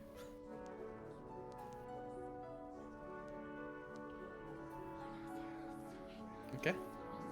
You guys you rush into the garden, Elevorn does, and you start looking and admiring the rows of planter boxes and just flowers and bushes that are planted in the garden itself. You can see that there are a couple large white stone fountains that are currently active and cascading crystal clear waters down through them. There are a number of like marble statues, about a half dozen in total that you can see, all of them that have their own like little area, circle of flowers and decor around them. As you go in, there are a few people take notice of you, and as you all enter and you're walking in maybe 20 feet, you start to pass by the crowd, who a few people just start clapping and other people take note, and the attention comes to you all, and a nice round of applause of appreciation for you. You can see people nodding, the occasional cheer, not nearly as raucous and crazy as the parade was, but you kind of sat there in the middle of this round of applause. As people are clapping, could I just I'll wave my hand and smile, but I'm trying to pay attention to those that either don't acknowledge us or don't show some form of appreciation. Sure, make a perception check.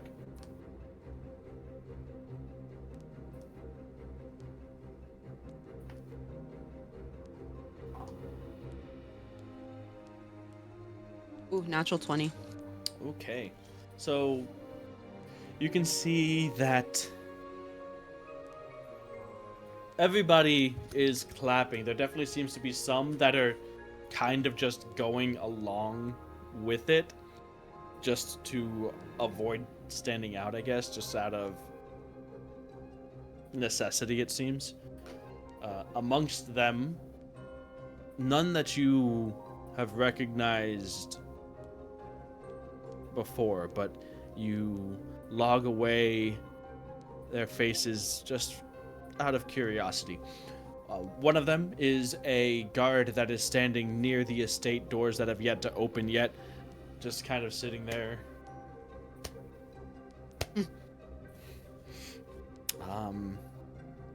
Another, so that one that's doing that is a red dragonborn.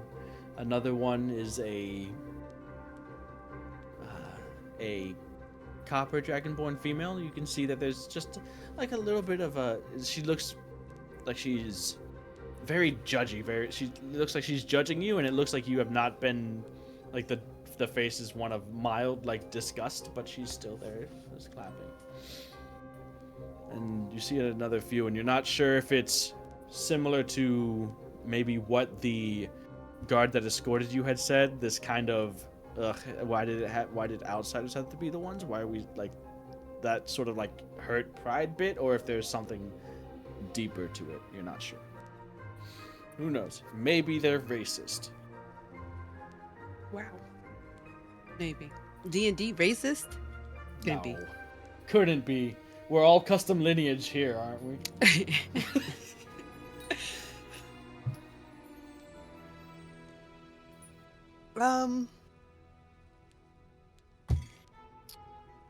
Assuming we're all going to mingle away, I'm gonna go get a drink and greet the advisor I do recognize, which is Tempest. All right. So you go up. Well, before as this is dying down, you get Tempest out, and you're like, okay, you're gonna head there. You are approached, the four of you, and it is Nightriver breaking through the crowd, coming towards you. Good evening. So glad that you could make it. Must say, when word got back of your triumphs in Frostbreath, I was surprised. It is near the furthest thing that you were sent down there to do, but nonetheless, very happy and grateful to have heard it.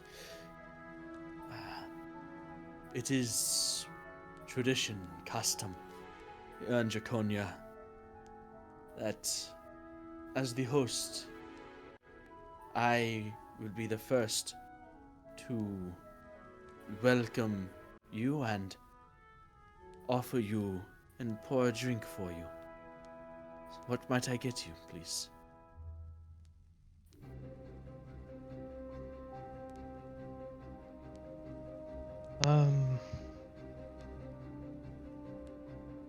Some wine, I suppose.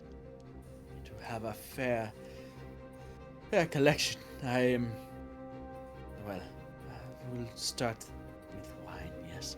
And you are all provided with wine glasses, and Nightriver himself pours, about a quarter of a glass each for you. It seems like it's more of a ceremony ritual type thing. He places the pitcher back onto a serving tray and raises a glass of his own to each of you.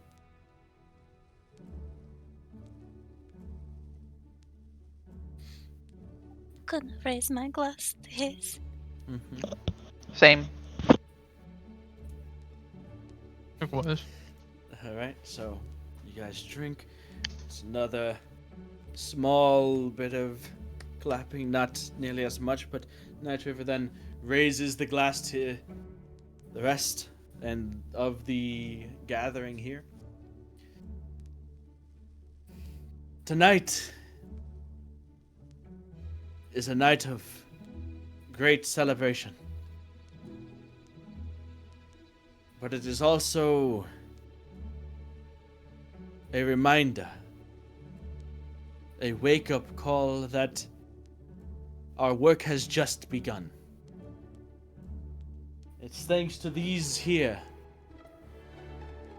that showed us that all of our work, all of our toiling, each individual one of you, the time, the effort that you have put in, it's not for nothing. We are not up against an impossible task here.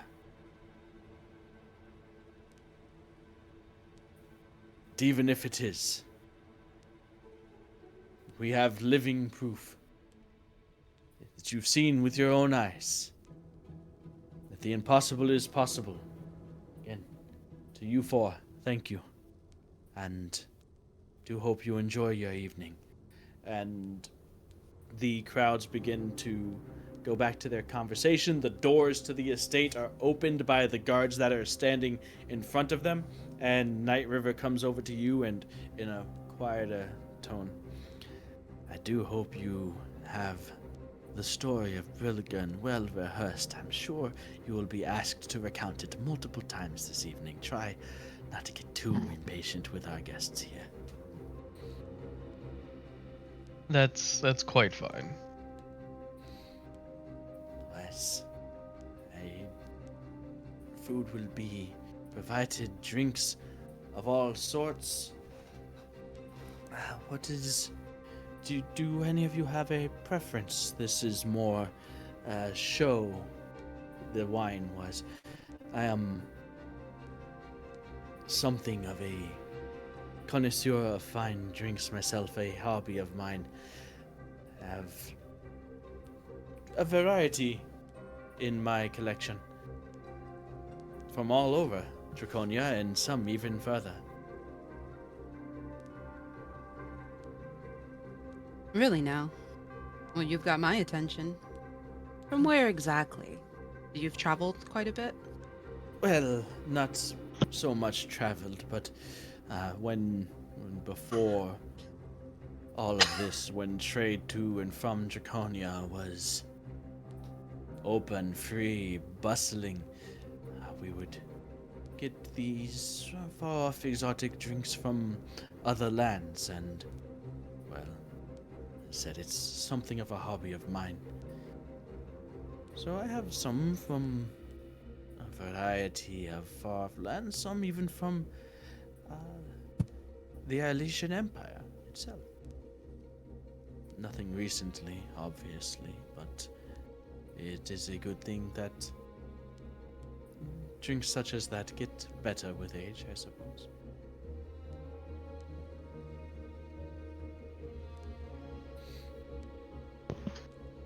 Are we able to see this collection?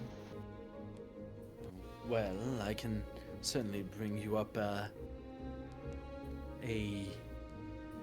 choice selection of such. I would happily sit down and discuss each and every bottle in my collection, but that is, well, past the kitchens, and to not disturb the chefs, we have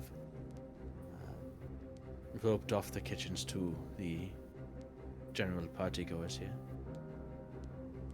But if there is anything you request, assortment of wines, meads, whiskeys, ports, Do you have anything sweet? ciders. Oh, well, meads are generally made from honey. Here we also have a number of ciders as well, if you prefer more apple and this type of taste. I believe cider might be there if you are appreciating of something sweet. Oh, I've never had something like that before. That sounds good. And I guess for a talking point, I'll have someone bring up a few.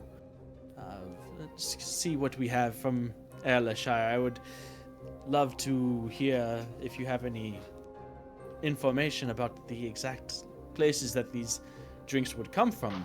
I would love to have that information and have that conversation, but I will not take up all of your time.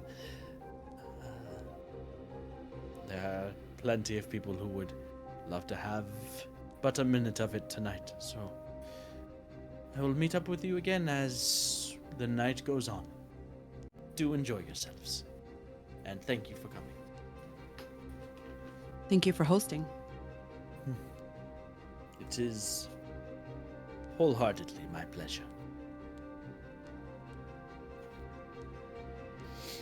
And he begins to head back. You can see some individuals coming up to him and basically giving him kind of like the thanks and just greeting the host. He walks into the estate itself. You can see a number of people following along, some happy to spend some more time with present company in the garden. So, Era, are you still heading up to Tempest? Before that, if I can just grab the group's attention before anyone comes to intervene, it should probably be noted that when we do recount the tale, we don't mention certain people. Oliver nods in agreement. It was just us after all.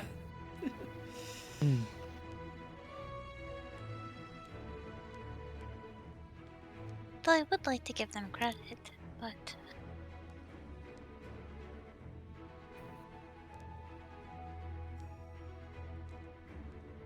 I don't want them to come to any kind of harm either. Then best we leave it at just us. For now. We don't really know the situation anyways.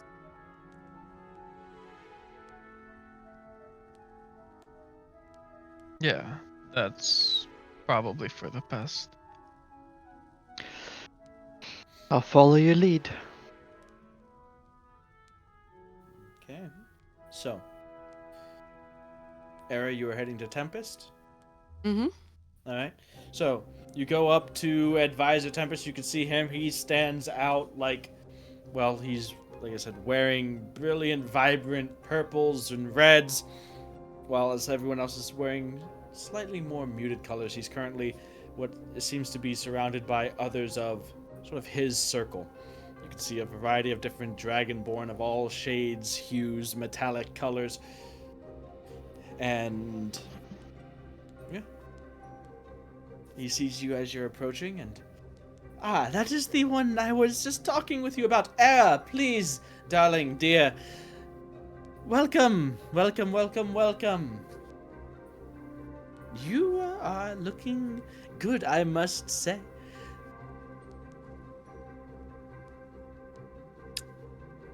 I was gonna take a moment and just, I'm gonna swish my wine a bit, take a sip, raise the glass.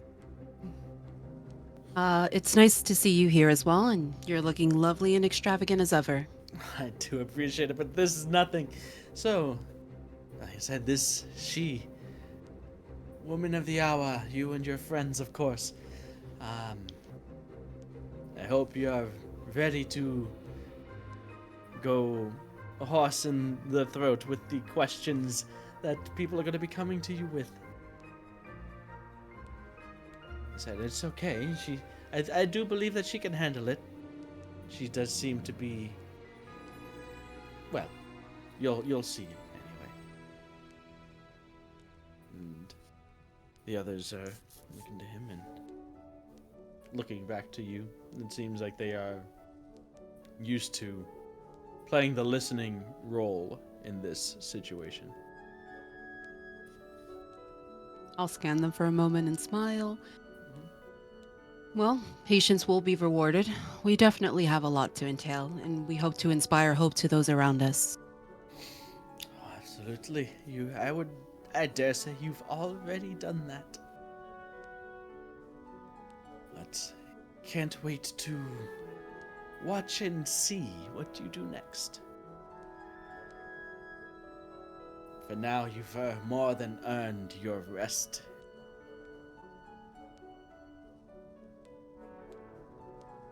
I was under the impression Lanissa might be well, but perhaps not. No, unfortunately, this event here is more restricted to the diarchy showing its appreciation for you all. Although we most certainly respect and have nothing but the highest regards for our Elysian allies, this is more just our show of appreciation for you. As great deeds should in fact be recognized and rewarded, do you not think?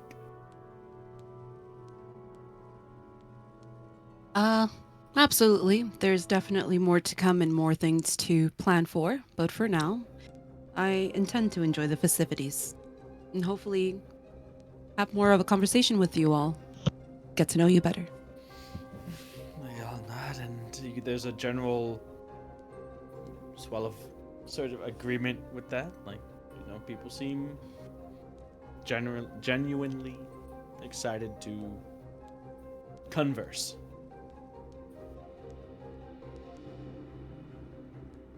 Well, I should make my rounds, say hello, and maybe I'll come back and we can have another chat. Would be lovely to chat with you all again. They would love that. Yes, thank you. And then Tempest, don't wear yourself out. Tonight is all about you all, after all.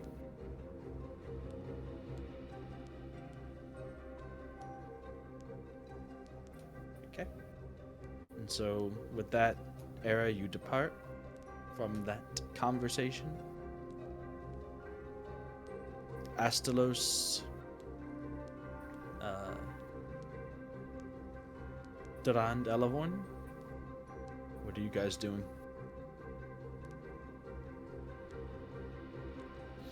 You overhear a voice.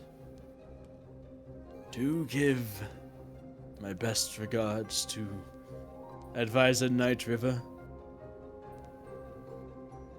Tell him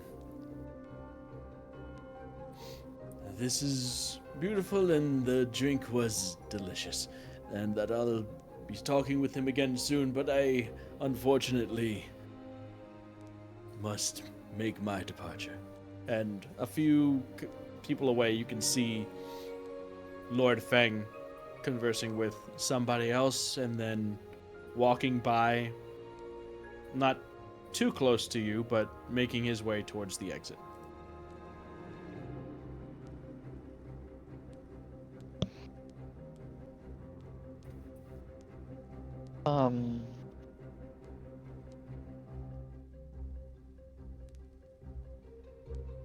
I guess I'm gonna tap on the all speaker brace and just tell everyone, well, we best go mingle.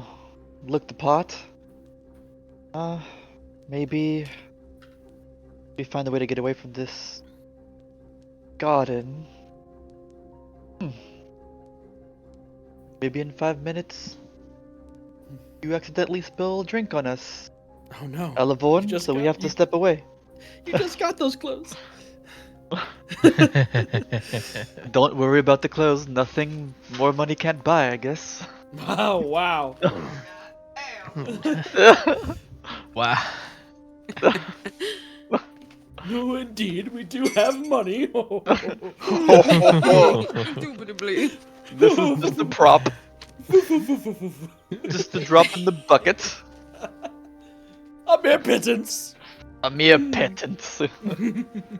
This only cost 3 peasants' yearly salaries. Oh.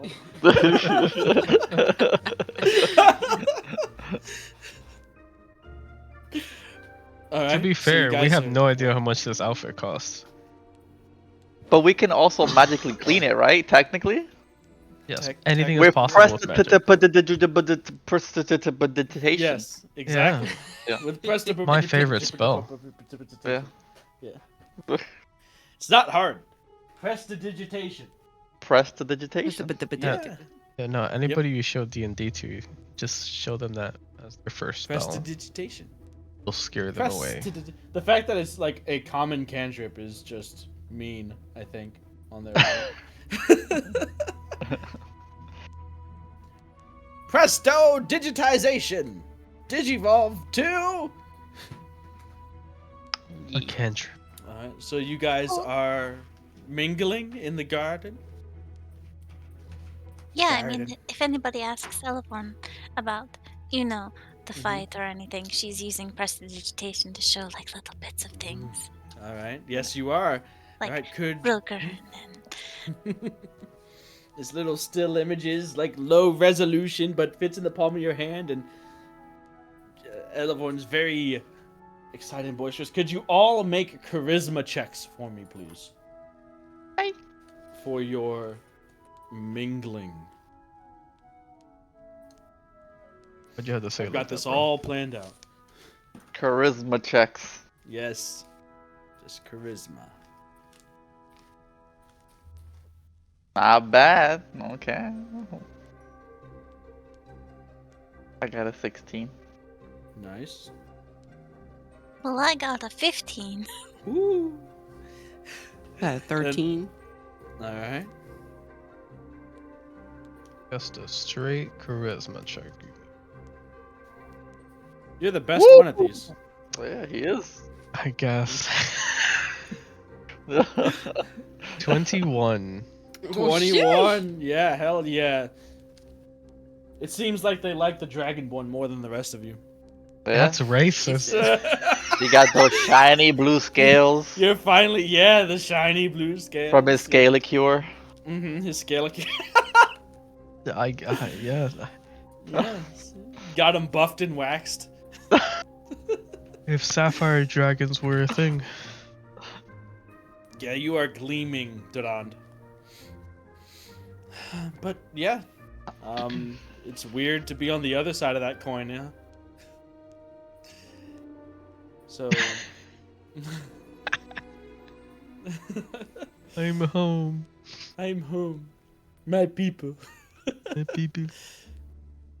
Alright, so you guys spend time mingling in the garden.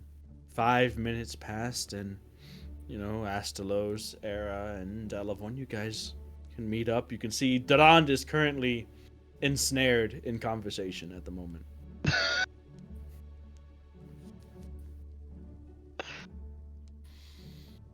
Why does this always happen? Now you're gonna tell me that some random person's gonna want to dance with me or something. Some random old lady, yeah. Yeah, some really, really old person. Your So- future sugar mommy. You're talking with right now a bronze dragonborn woman. She's a bit older, you can tell. It does seem like she's maybe like a noble lady of some sort. It doesn't seem like she has any affiliation directly with any advisor. But how did you say you're from the Empire? Is there a large dragonborn presence there? What's it like over there?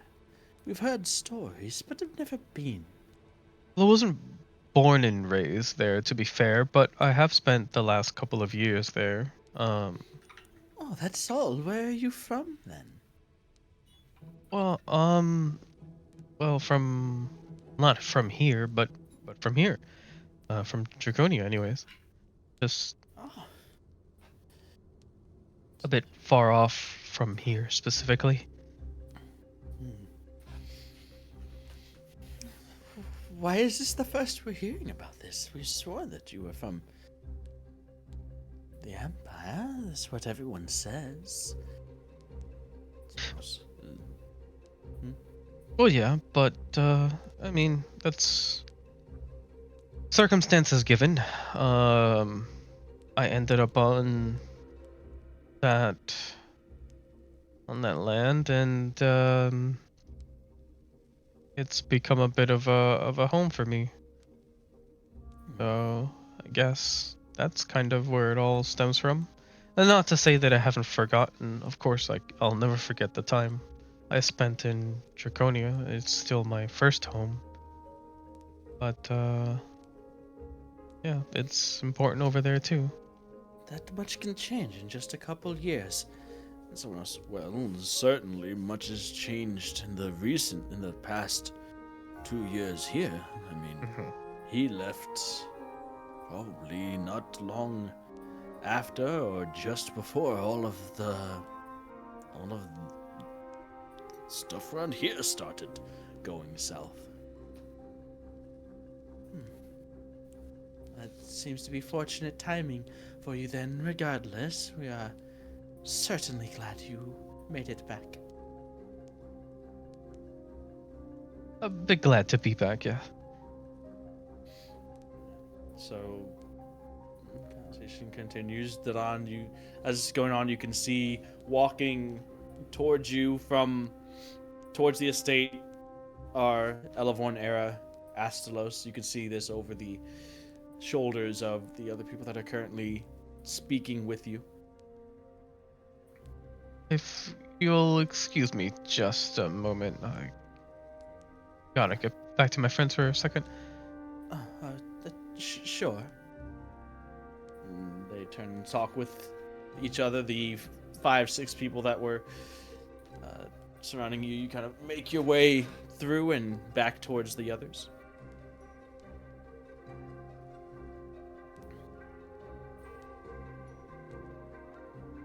I was about to stand up here and rescue you. Oh gosh. It's okay. Yeah, I mean, no need, no rescuing necessary. I think that was fine.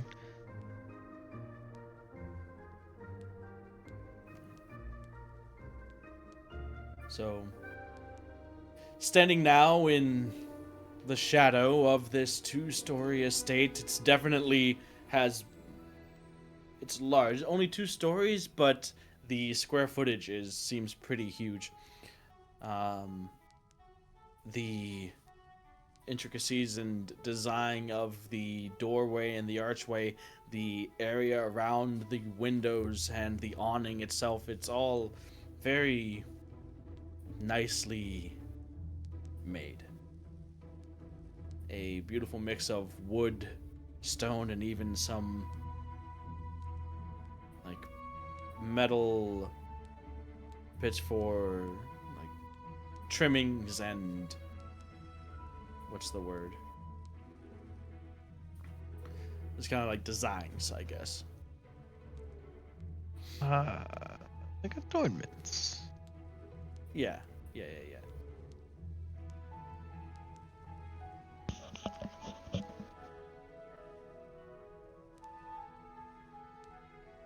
So you guys did notice that the garden does extend around the side of the estate and maybe even to like a backyard, a larger backyard area. But right now you are standing about 10-15 feet away from the entrance to the estate itself. The doors are open. You can see the floors inside are tiled, and the interior is very warmly lit with this sort of yellow-orange glow that pours out. You can see busts and paintings and other pieces of artwork that adorn the walls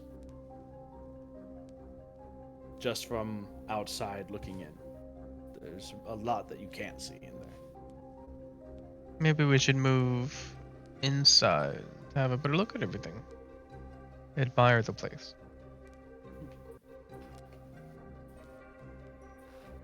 Agreed. So walking in, the first and immediate thing that you see is directly in front of you, maybe 20-30 feet, is a staircase that leads up and starts to spiral upwards towards the second floor. There is a rope that is blocking that off, and there's someone currently just stood there. You can, scanning around, you can see others that are dressed similarly to the guards at the front gate, though not in armor, but wearing, nice clothing. They're also the only ones that are currently armed with what might be just ornamental blades, but they definitely are there for some sort of security measures. There are those in servant clothes that are refreshing drinks, offering little finger foods. And then there are the guests, the ones that either the advisors or the ones that work directly underneath them, that make up the bulk of the guests here. Others that you had conversation with, you hear that they're from, other like noble houses of Draconia, but aren't necessarily part of the diarchical system as far as the advisory goes, and those inner circles.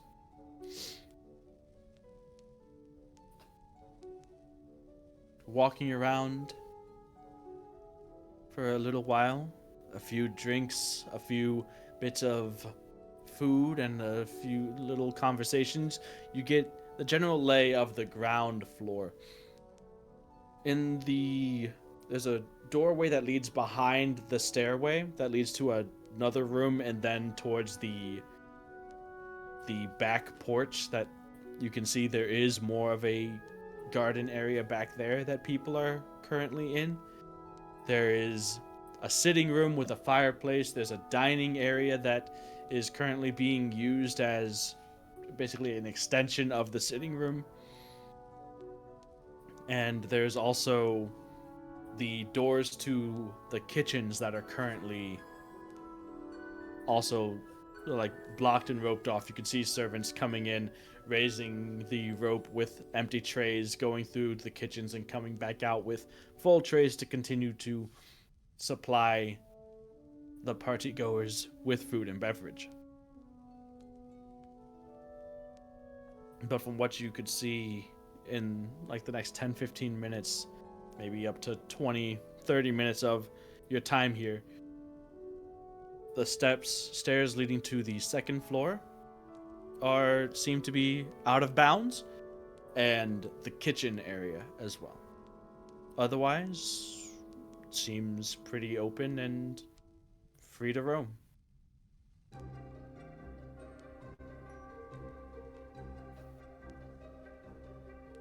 Okay, so I don't believe we have reason to believe we need to get into the kitchen for anything. Nope. Sneak some of my loved one's potatoes into the food. There you go. Truly, our master plan. Poison everyone. They all fall unconscious, and then we just do whatever we want. Wait, why are the potatoes poisonous? Poison so that we could you could go knock upstairs. them all unconscious, Come on. and you could How else are we keep supposed up. to go upstairs? Keep up. Oh my god. But it was potatoes. It was those potatoes. Yeah, we can make them sleepy potatoes. Sleepy potatoes. Sleepy potatoes. I mean, potatoes have that natural effect, you know, the carbo load in it. There you go. You get the itis after eating them. Yep. Mm-hmm.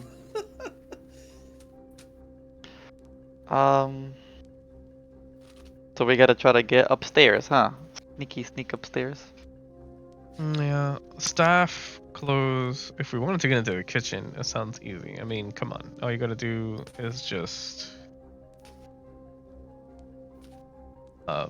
either look like a staff member or have some sort of excuse to get back there. But upstairs, I don't really know at all.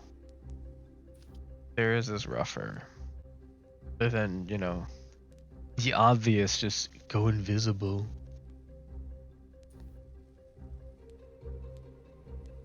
But then it, like, everything goes back to, and I don't know if this is the same place, with the same rules that are being followed, but like I keep thinking back to the first party, and the first party was like Brushburn? like you mean? yeah, like yes. First party we had to go through. That one was like super crazy anti-magic.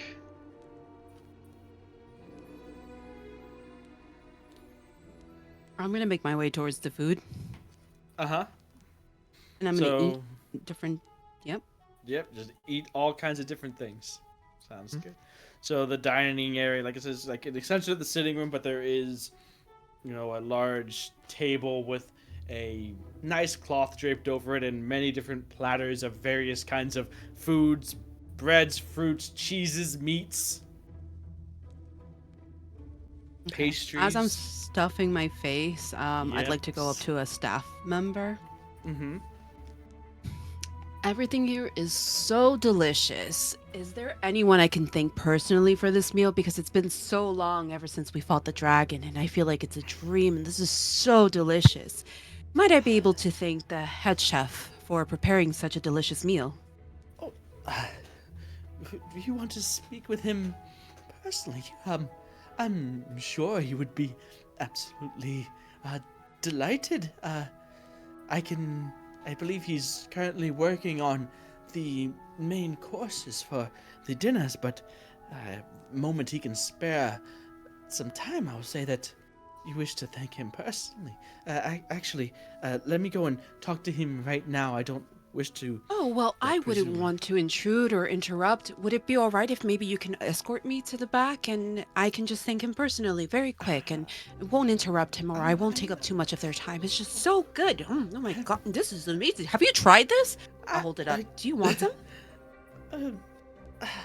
Well, I mean, and she looks around. I am a bit. I guess it's been a lot of work. Sure. Go ahead and make a persuasion check as she's. Looks very good. 6. Ah! As much as I would love to, we've been given explicit instructions not to allow guests into the kitchens, but I will pass along your message and thanks and appreciation to the chef, absolutely, and let him know that you wish to speak with him personally. All right, well, I wouldn't want to get you in trouble. I'll be here if you need. Well, I'll be here eating. And thank you very much for the kind words. And you can see she walks away with a bright smile on her face, very proud of the work that her and her team has done to bring such joy to you.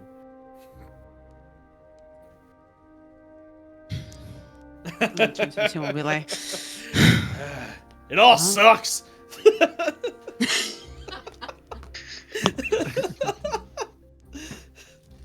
I mean, the food is good. I imagine.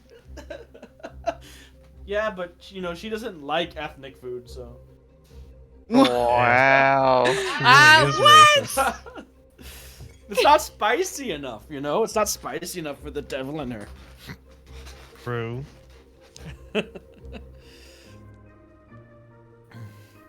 Anyways, I didn't say anything. Ignore me. Nothing that I say is canon. This is all just a fake game anyway. Nothing you say is canon. No. I mean, you guys haven't figured out that you haven't woken up yet, so. Damn it. That's crazy. It's all a dream. I pinch myself. All right.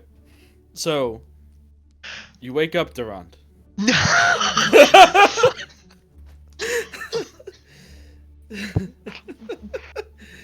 You're in a forest, and around you are other blue dragonborn that look a bit gaunt and a little bit sickly, seemingly barely hanging on to life, definitely malnourished.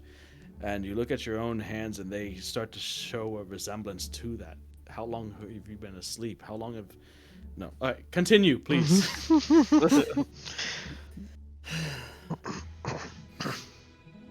It's all just a dream. So, what are the rest of you doing? I was watching that performance. Ah, yes. It was a performance.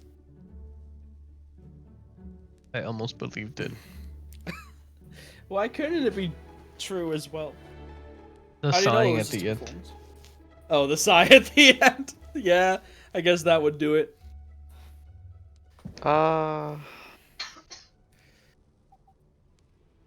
Maybe it's some time for some sleuthing.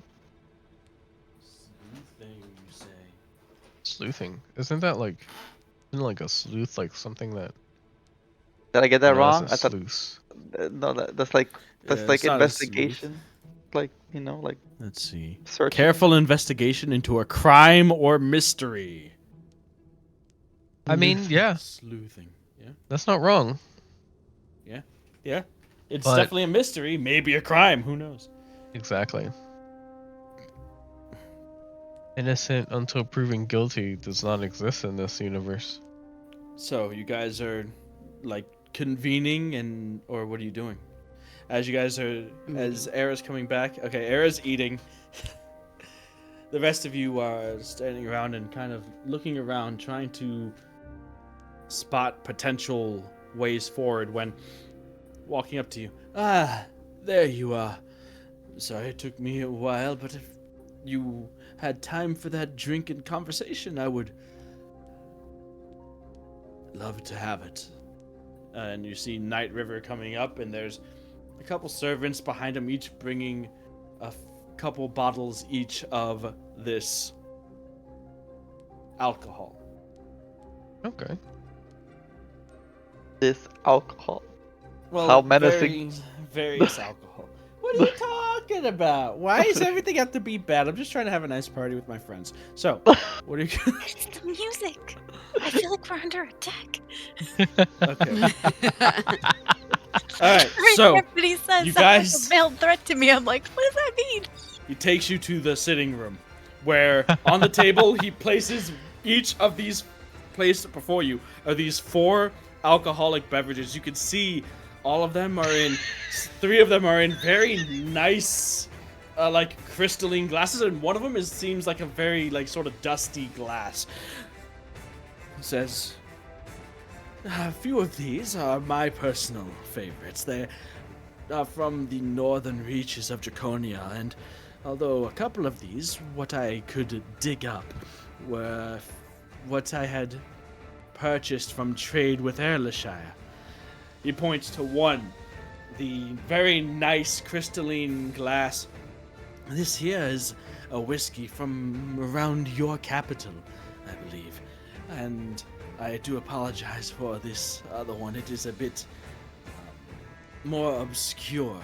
And he points to the dusty brown glassed bottle with like a worn and cracked label, it seems, on it. It seems fairly old. This one looks a bit older than it actually is. It seems like the labeling of it was a bit poorer quality, but I've been told that the wine within is exquisite. This is a Crestfield Red, though I'm not familiar with that place. Oh my goodness! Everyone's like clapping her. It's just like, guys.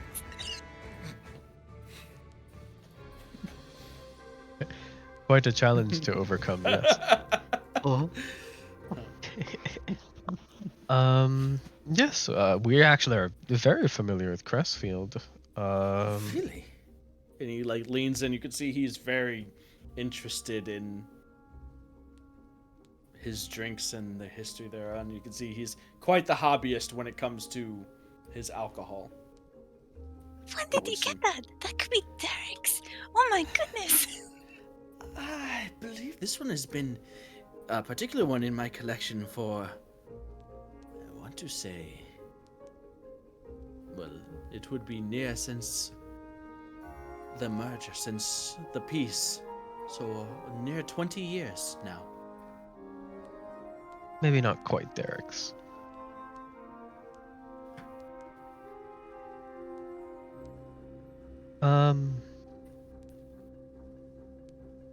Well, Crestfield is where, looking around. Oh, jeez. Well, it's where Ellevorn and I met.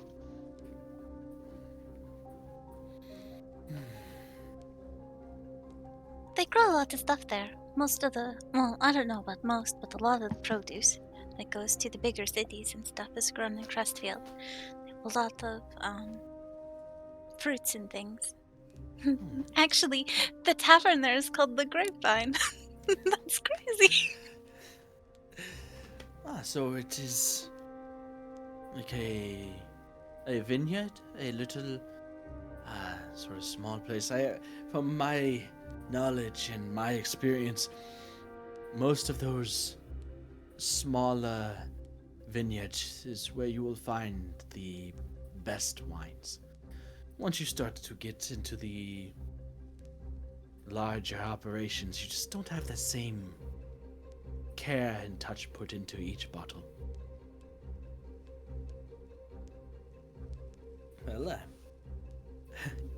I must say you have gotten me quite excited for a bottle whose history I previously knew very little, if any, of. I could think of no better occasion, no better company to open it and share a drink with, if you want.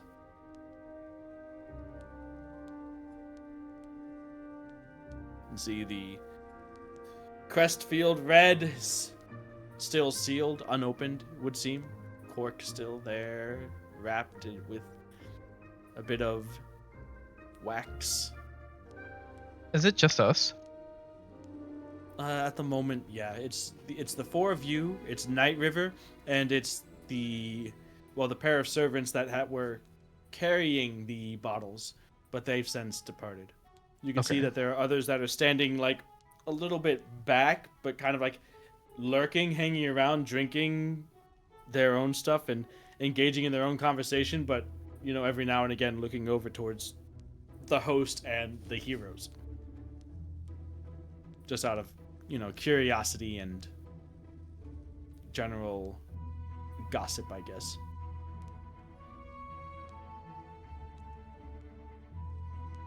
Night River, I imagine, well, this isn't the place, but I'm not usually the person to hold.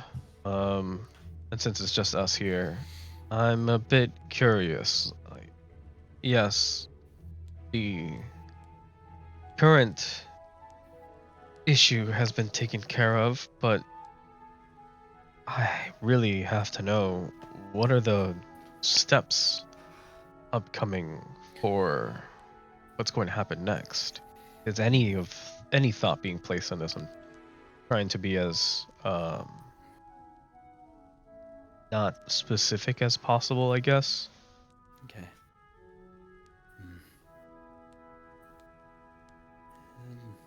Hardly the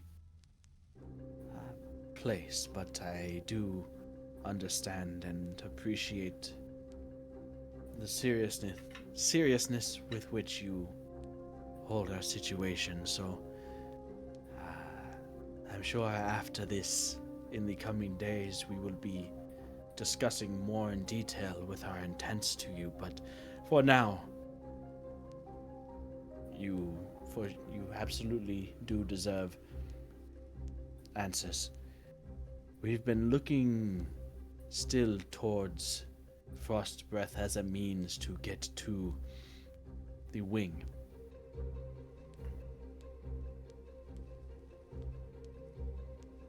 Your associate, Fenkrid,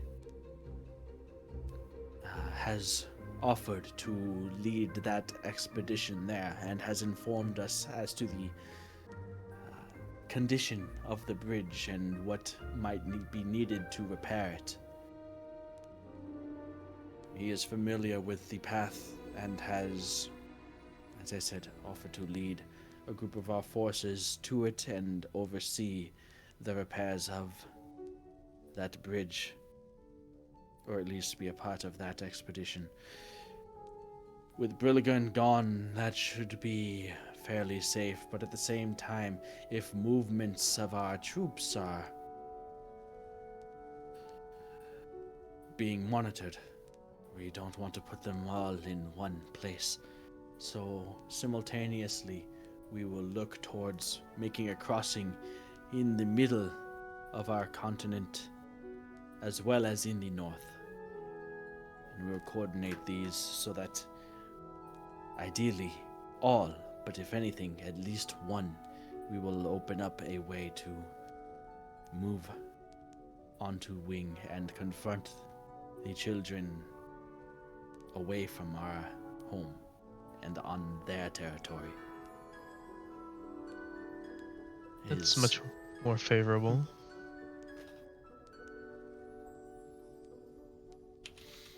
But that is conversation and detailings that cannot have in this setting for obvious reasons. If you would permit me at least one more question. This one's a bit, I guess, personal. It's a difficult question, but do you believe that the other children might have already heard about us? Maybe specifically one you might know I would have a bit more of a connection to than the others?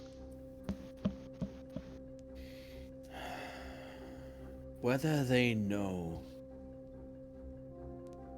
of you specifically, I cannot say. I would be surprised if, in the amount of time that has passed, word of Brilligan's defeat had not reached them yet.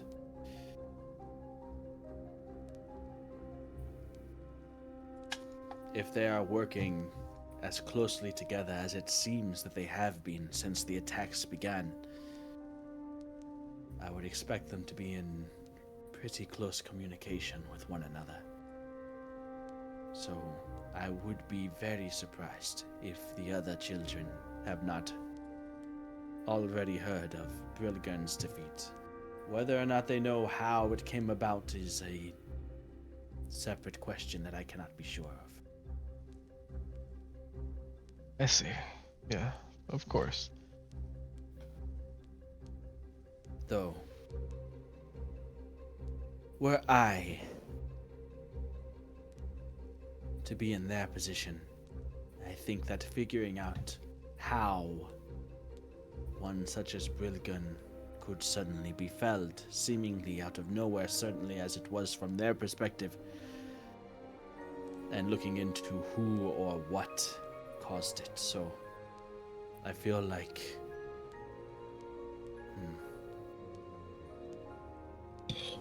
as much as this show was necessary for the people, for morale of the general population of Draconia, for everyone that saw you in that parade, for everyone that is sharing drinks and food with you here today, it is a bit of a double-edged sword, as we're being fairly open with putting that who information out there. Going forward, I would like to keep such things a bit more undercover. But I do feel like I'm in agreement with the rest of the inner circles, as it was an important show to display that the children of the Scourge are, in fact, vulnerable. There was much deliberation as to whether a public parade of your accomplishments was to be had or not, and most of us did agree that the benefits outweighed the negatives.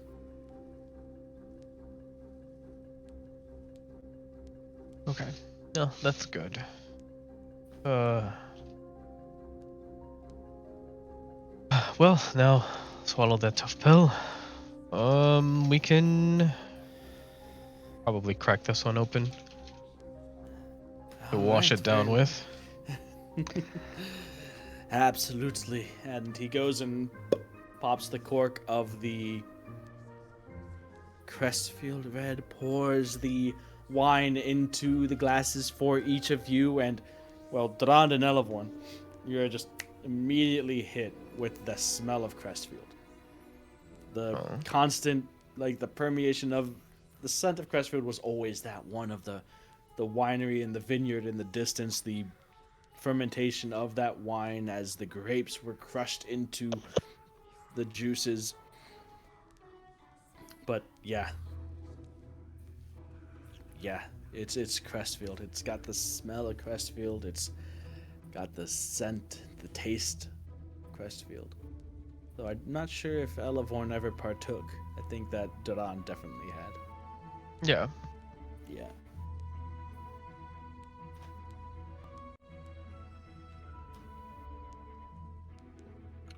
The whole town smells like this. Yeah. A fresh, yeah, it's very, very homey, interestingly enough. You see, Nightriver takes a sip and Oh, delicious. Prestidigitation, the vineyard, like the fields and stuff, like different places in Crestfield. See? Quite humble, but beautiful in its humility. Yes, I can see is definitely... I can taste the connection.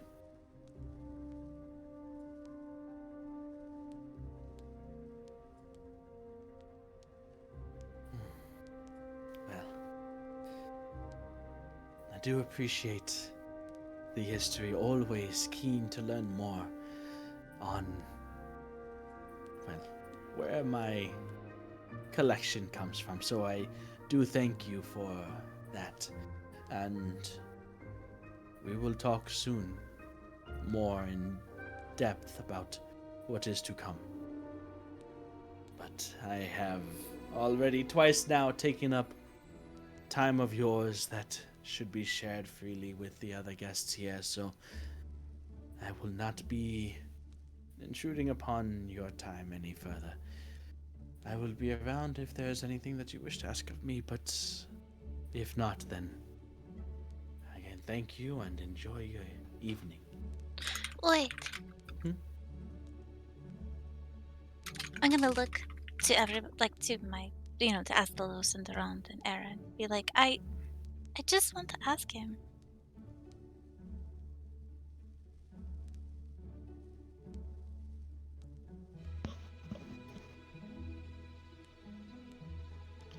Mm-hmm. Ask him what? The question.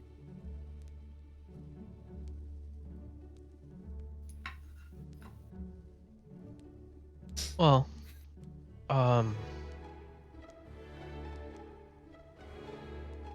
if it hasn't been painfully obvious, I'm usually very upfront with everything, so.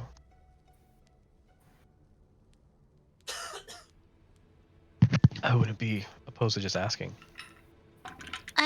That might be the right play here. I mean, not that it's anything's a game, just might be. It just doesn't. It feels off, doesn't it? Is it just me?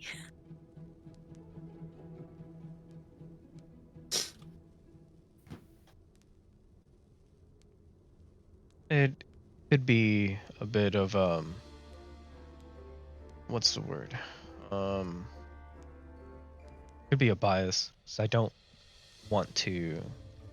This is a very enjoyable moment. So yeah, I mean, I don't like the feeling either. He's just watching the two of you. So am I. Just watching them. Same.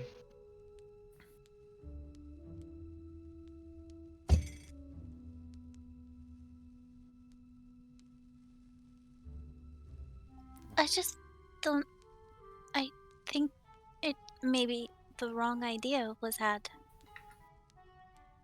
Maybe we approached the wrong person for help with this. Maybe we shouldn't be having this conversation in the middle of the thing. This is delicious, by the way. It's from your home. Take it. A gift from me to you.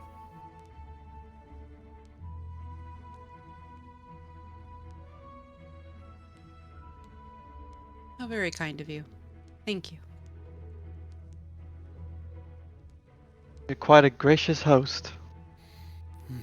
It's, again, as I told you outside, the pleasure and honor is absolutely mine.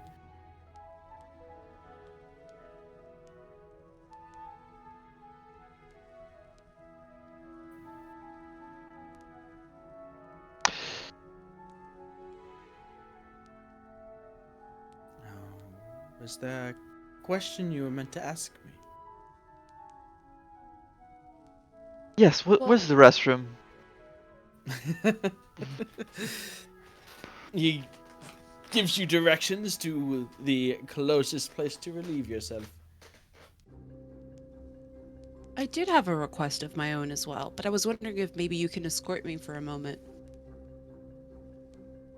Well, you see, it's... I would be happy to, but I would not wish to be rude to Elavon here. It seemed like she had something she wished to say to me.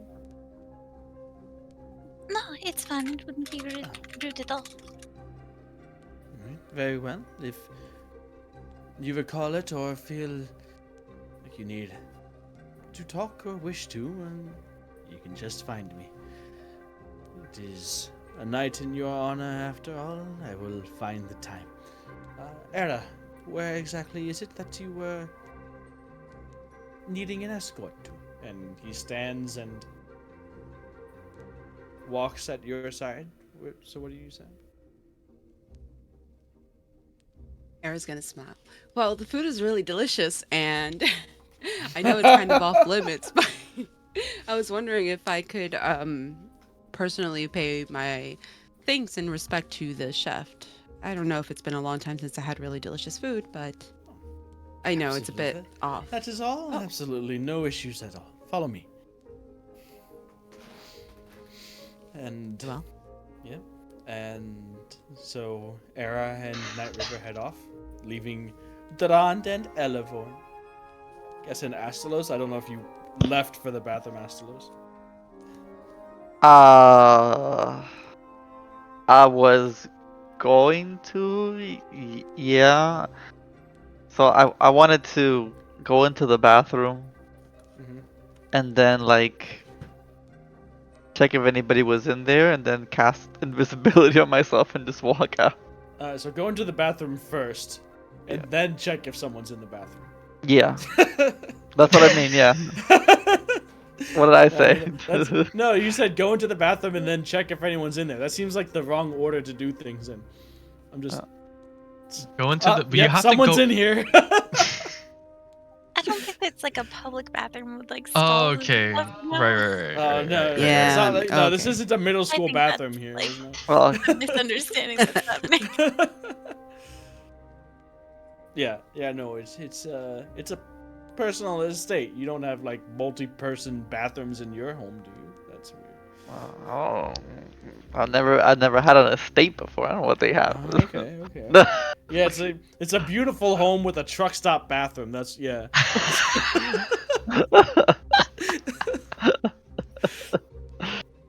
All right, so you cast invisibility and then leave. Checking yourself in the mirror, you can't see anything. And then I try to be very stealthy. We still have pass without trace, right? If you're How near much Elwood. along? If you're within 30 feet of Elevorn, yeah. That is a problem. Okay, well, I'm invisible. All right. Can you roll a d20 for me? Oh man.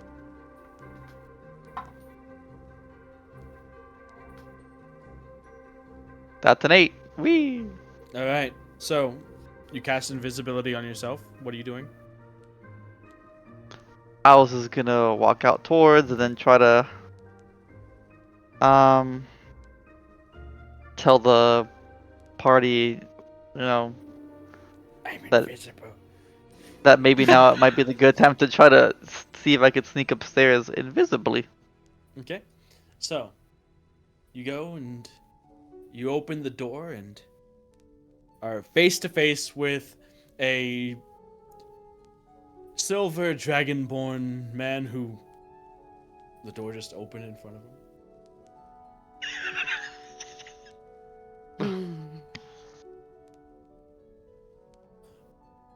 He looks at it. Is anyone in there? And he starts to walk forward. You're in the doorway right now.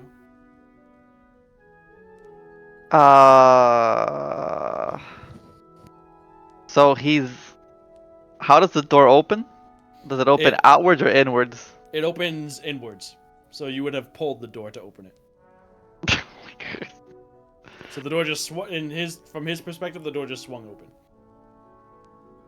So I mean, I would try to maneuver in a way where I don't touch him and don't make any noise, and then try to slip by him as he walks into the bathroom and the door closes behind. Make a dexterity check. That sounds very dexterity to me. This is crazy. Hello. Dexterous. Maybe I should have just misty step while invisible. cast a spell? Does that take like verbal components? Are you just gonna be like, he's just gonna go to the bathroom? The door's gonna open and he's just gonna hear. I don't even know what it. I think Misty Step is. Yeah, it is verbal. Yes, he's just. Is this bathroom haunted? No. Yeah. Poor man. Yeah. Let me make that dexterity check. Oh boy. That's a 7. Great. This is great. It's all great. So you back up and you look for the opening, but he looks in and he's like taking up the entire door as he's peering in. Repeats one more time, "Anyone in here?" And he goes, and you just don't see the opportunity to slip by. He pulls the door closed behind him, so now you and this man are in the bathroom together. The door shuts, and he's like, Nightriver needs to get some of his facilities checked, it seems. And he goes and looks into the mirror and goes and starts to do his business. Can you make a stealth check for me, Astalos? As the man drops his trousers and sits on the toilet. That's an 11. Just good times all around. So, unfortunately, as you're standing there in the corner of the bathroom, I mean, do you want to do anything? You're in it's a closed bathroom. There is a window, but it's fairly small, like not big enough for you to fit out of. There's just a little sink, obviously no indoor plumbing, so it's more of just like a sort of outhouse thing. You can hear what sounds like running water underneath the room itself. The sink itself is kind of like a pump with a pull handle to start the water and like to pull a valve open, and when it's released it closes. So, but there's no direct way out other than the door. I mean, I'm this is just small. guess I'm gonna have to wait it out and wait for him to be done and exit right behind them or something. Okay.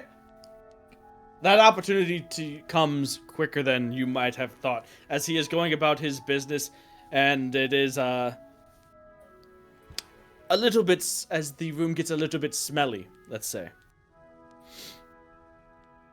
You let off a small involuntary cough as you are holding your mouth and nose to, one, mask the sound of your breathing, and two, mask the scent of this man's bowel movement. He kind of jumps in the seat, and whether it was from being startled earlier from the door opening, quickly finishes himself up, like gets his trousers up, not even like tucked in, buttoned up well, and looks around, opens the door, and heads out. You can see him like kind of half jog, half walk quickly down the hallway before sort of trying to recompose himself and fix his garments, looking back towards the haunted bathroom. So I'm outside the bathroom now? You can be if you want to be. Yeah. Alright. So, as you go to leave the restroom, maybe about 10-15 seconds before someone else heads in. Oh! Alright, so you're out, you're invisible. Invisibility lasts for an hour, right? Yeah. Or 10 minutes. Okay, gotcha. So it's not greater. Yes, it's not great. Okay. So what are you doing? I had quite the interesting experience in the bathroom. And with that, I say into the phrase, and then I'm gonna. and quite a close encounter with a man in the bathroom just now. Yes, Astalos, please tell me more. A traumatic tale for later.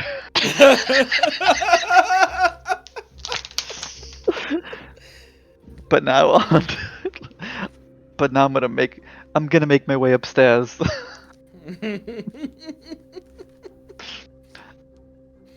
Is that still something we were wanting to do? I don't know. All right. Let's ask with the braces. Does anybody oppose? So while all of this was going on, other things were happening while this whole bathroom scene was playing out.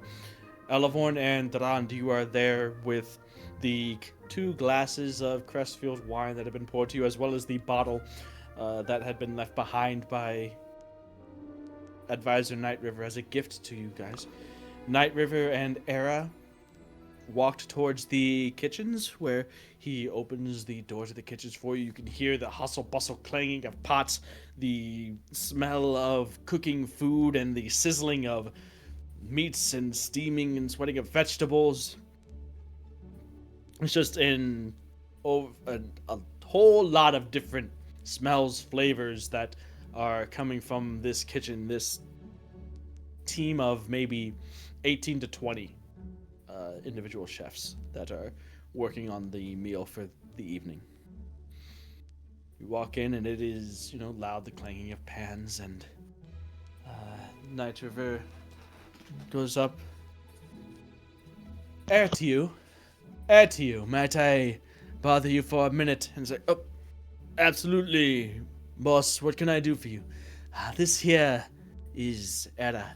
She is one of the heroes we are honoring tonight, and she just wanted to come by and express, well, her appreciation for you and your team's work. Oh, right. Well, you see, the food was really delicious, and I really wanted to meet the crew. It's been a while since I had a really decent meal like this, so thank you guys. It is. Oh, well, what we do means a lot. It's why we do it. Thank you very much. Your words are too kind, and, well, hope you are saving room for the true main course. If you like what we have put out so far, it will blow any of that out of the water.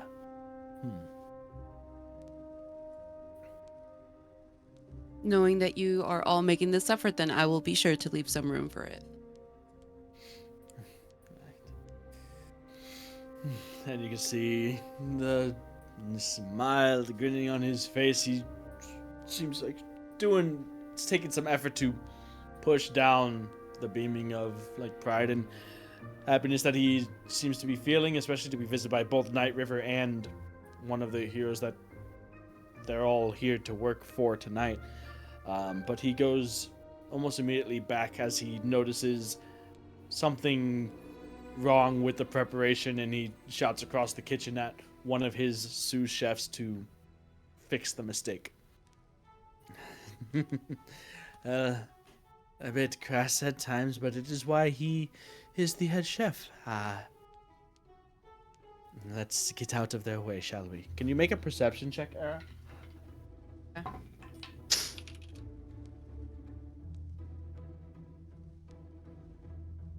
My rolls are ass today.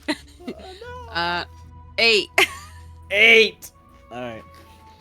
So, all the hustle bustle in the kitchen and the steam that is coming out sometimes kind of clouds your eyes a little bit, but unfortunately you don't see much of it, but you do see that there is a kind of like a swinging door towards the back of the kitchen, away from all of the actual fires and prep area. That seems to be where the raw materials, the raw food is stored, like a pantry area. You can see that there are servers going in and coming out, some with raw food and vegetables that they take to various prep areas where it starts to get cut up. There's also servers going in and out carrying, going in and coming out with more bottles of alcohol that they go and begin to pour into either cups or glasses and take out. So you don't see much of what is in that room, but you do see that there is a back room with, it seems like, raw food stuffs, pantry-like area, and maybe even some, it seems like some alcohol. But that's it. That's all you see. Nightriver, is this also where you keep your collections of alcohol? Not exactly here, no. But that place is currently. You're not going to happen across it. I do like to keep it away from just where anyone could wander through it. I do like to keep it in a cooler place, as most alcohols and drinks of that nature keep better. I do have a wine cellar, as it were. Not a cellar, yes. I don't suppose you'll be willing to show me? Just me?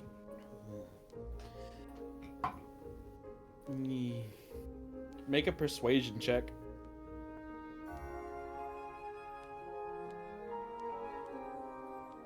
Dirty 20, baby.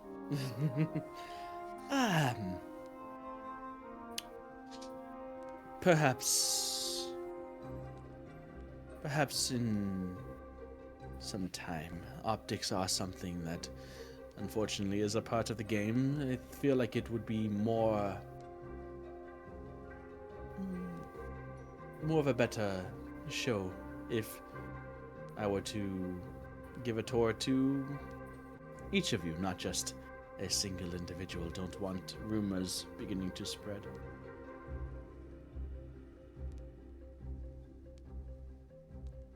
That's fair. I just know the others don't have an interest in alcohol the way I do. Well, me and a friend from Amberville when we lived over there. But that's okay. That's understandable. Well, it's you. So you have an interest? Are you a collector of well, or just you just partake then? Well, it started off as partaking, but I've definitely have an interest in growing my own collection and more so. You were saying? So as you guys are walking, I was like, he's a bit excited about his hobby. He's like, it is a fascinating thing to get into. When you start to get into how these things are made and by whom and where and why, each bottle has a history, and partaking in it is less about the taste and the experience of drinking, and more about The being history a part or of the production? Absolutely, the history. That is it. Bottles, alcohol itself can last hundreds of years, and to be the one that takes a drink of it, well, how many other lives and stories were involved in that sip? I'm getting far too ahead of myself. I shouldn't be rambling on about this. No, not at all. You're not rambling. It is interesting, so I can understand why it would feel like you get carried away. But no, I find it quite interesting as well. Thank you for sharing that. Yes, no problem. It is, but it's still fairly early in the night, so there will be people looking for me as well as looking for you. So let's let that go for a while, and maybe later, once all of the excitement has died down a bit, perhaps after dinner, I can show you and your friends my collection. Very well. And you guys exit the kitchen. The rope barrier is put back into place by one of the servants. Durand Elevorn, are you guys interested in doing anything? I probably would have liked to continue speaking to her specifically about what she meant. Oh, okay. What did you mean, Elevhorn? I mean, I kind of had an inkling of an idea, but do you believe that should be more direct with our approach in this specific situation? I mean, I I think that it doesn't really make sense. Like, I mean, he's either like the best actor that we've ever met, ever, or he's genuinely happy about everything that happened. And if we foiled his plans, I mean, isn't Lord Fang's response more what you would look for? Like the I'm going to distance myself because I can't be seen or caught up in this, you know? I mean, maybe I'm just being crazy. I don't know. But he seems so genuine. It's hard to be, I don't know. Like, at first, yeah, he was very secretive, but it's part of his work. I would rather at this point not believe these, and there's a good chance that maybe it doesn't mean anything. I mean, we were the ones that kind of put the idea into Lord Fang's head, sort of. We, you know, Well, yeah, but he's who we had access to it at the time that we thought was reporting back to Nightriver. And we didn't mean, like, I wasn't thinking it was definitely Nightriver at the time. I was just like, who knows? Because Rugler knew.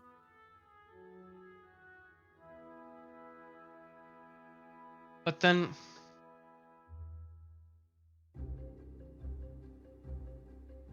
didn't Bilgrim say that she knew everything that was going on in that area to begin with? Maybe it's just something we don't understand about ancient dragons. What if nobody is directly responsible for what happened? I mean, I wouldn't know how to know that or not. Yeah.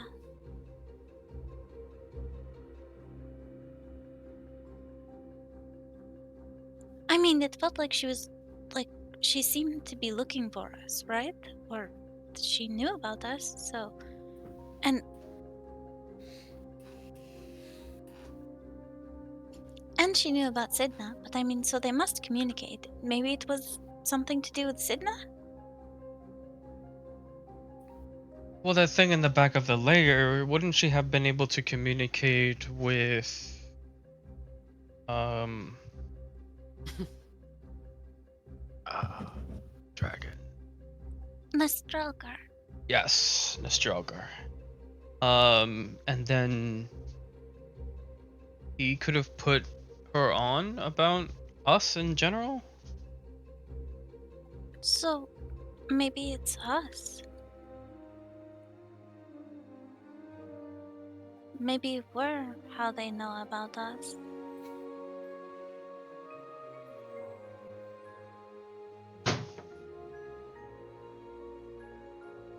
One thing's for sure is that everything here has felt bad. I feel like I've been on edge for everything, and I feel like I don't know. I don't have enough information to put the blame on anyone here in Metchroma specifically. Maybe it's not smart, but no one's rubbed me off so far as someone that's trying to mess everything up for everybody. But I mean, no one really ever comes off as that in the first part, anyways.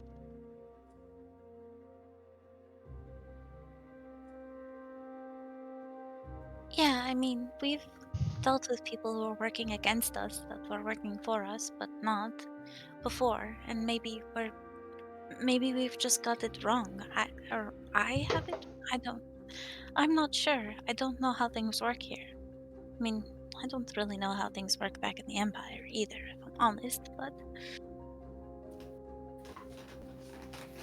I think maybe instead of trying to find something incriminating or something right now, maybe we should just be cautious.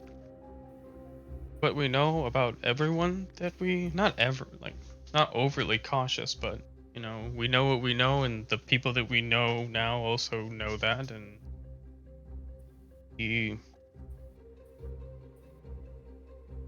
careful with the information we give to certain people. Yeah, like the detail that Brilgern knew and was waiting for us. Like, nobody knows that besides, us who were there and Lord Fang.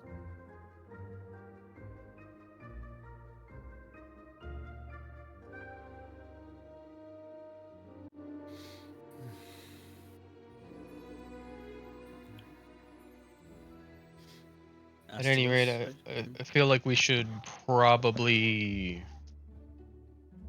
just enjoy the rest of the night, let it play out as it is, and then just explain to Lord Fang that we couldn't find anything.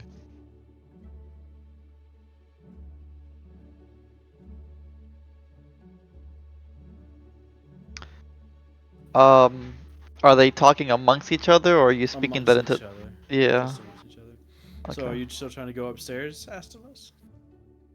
Yeah, I didn't know that they were, objecting. That I probably would have been already up the stairs by now. Well, let's see how that Uh, would have played out. So go ahead and make a stealth check, Astalos. Okay. Oh wait, didn't he at where we last left off with him? Wasn't he telling us that? Oh, he was talking to he was talking to you guys in the bracelet about his plan to go up. So he just had an encounter in the bathroom. Yeah. Yeah. Okay, so we'll say that comes through after the conversation with Elevorn and Daran that just happened. So you guys are talking, Daran and Elevorn, when Astalos threw the bracelet. Era, you hear this as you are exiting the kitchen. So what were you saying, Astalos? Just you had said that you just had an encounter in the bathroom, Yeah. that you were going to try to head upstairs. Yeah, and I was asking for confirmation. If we're still doing this. Okay. Because obviously it's gonna be a tough thing. So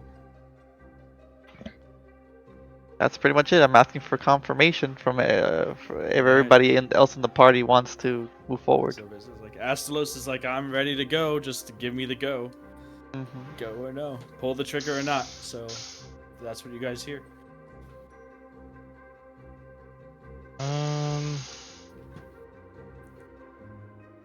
Well, what do you think, Eleven?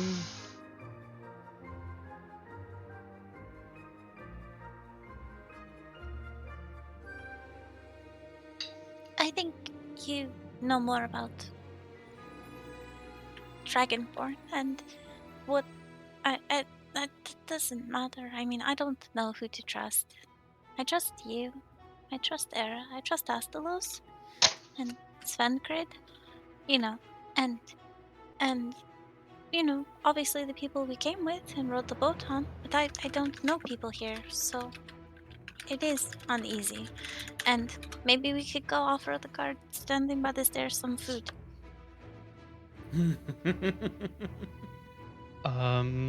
Sure.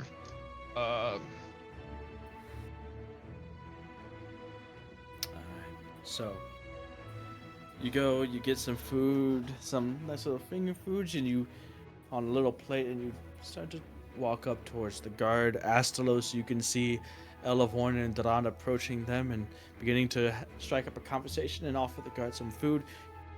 If you're heading up, could you make a stealth check with advantage, please? Okay, so no one said yes or no still, so I'm just going. Oh gosh, You just okay. I guess. Okay, so I guess with advantage stealth check, we'll see where it takes us. And then plus 10 as well because Elevorn is now nearby. How long does the spell last? An hour? Yeah, it would still be good. Okay. So. Well, that would be a 31 with pass without trace. All right, let me go and roll his perception and see. Okay.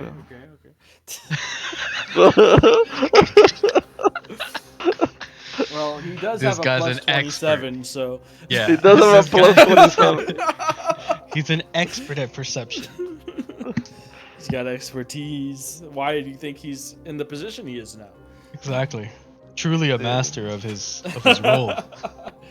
So, the Elevorn Duran, you walk up to the guard, he turns and... Evening. And as he turns and Elevorn, you're offering him the food, and Duran, you're just kind of standing there.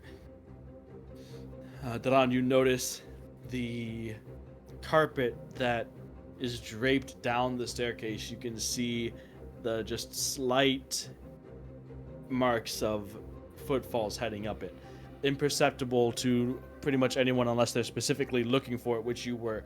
The sign that Astalos is now ascending into the Forbidden Zone. Astalos, you get up to the second floor as the guard happily takes some food from you, Elevorn, and thanks you for your consideration and for what all you did. Astalos is on the second floor now.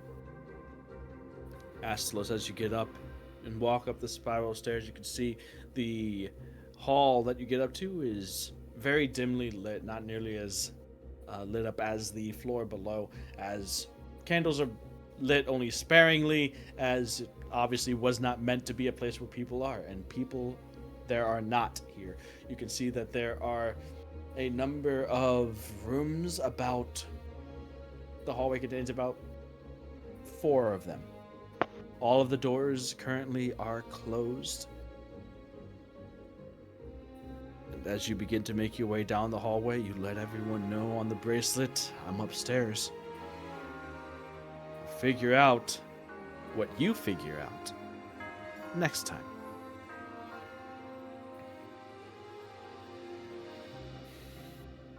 Yay. I rolled good. Hope it means something. Hope it matters, guys. You're gonna miss that, that Astalos, +1. can you roll initiative for me? What? That guard rolled a 37. That'd be crazy. Let's see what I would have rolled with initiative here, you know, just for funsies. A 14. Oh man. All right. Well, I will see you guys on Wednesday for Bloodlands, and then hopefully next week again, where we will keep the party going. Unts. Okay. All right. Good night. Good night.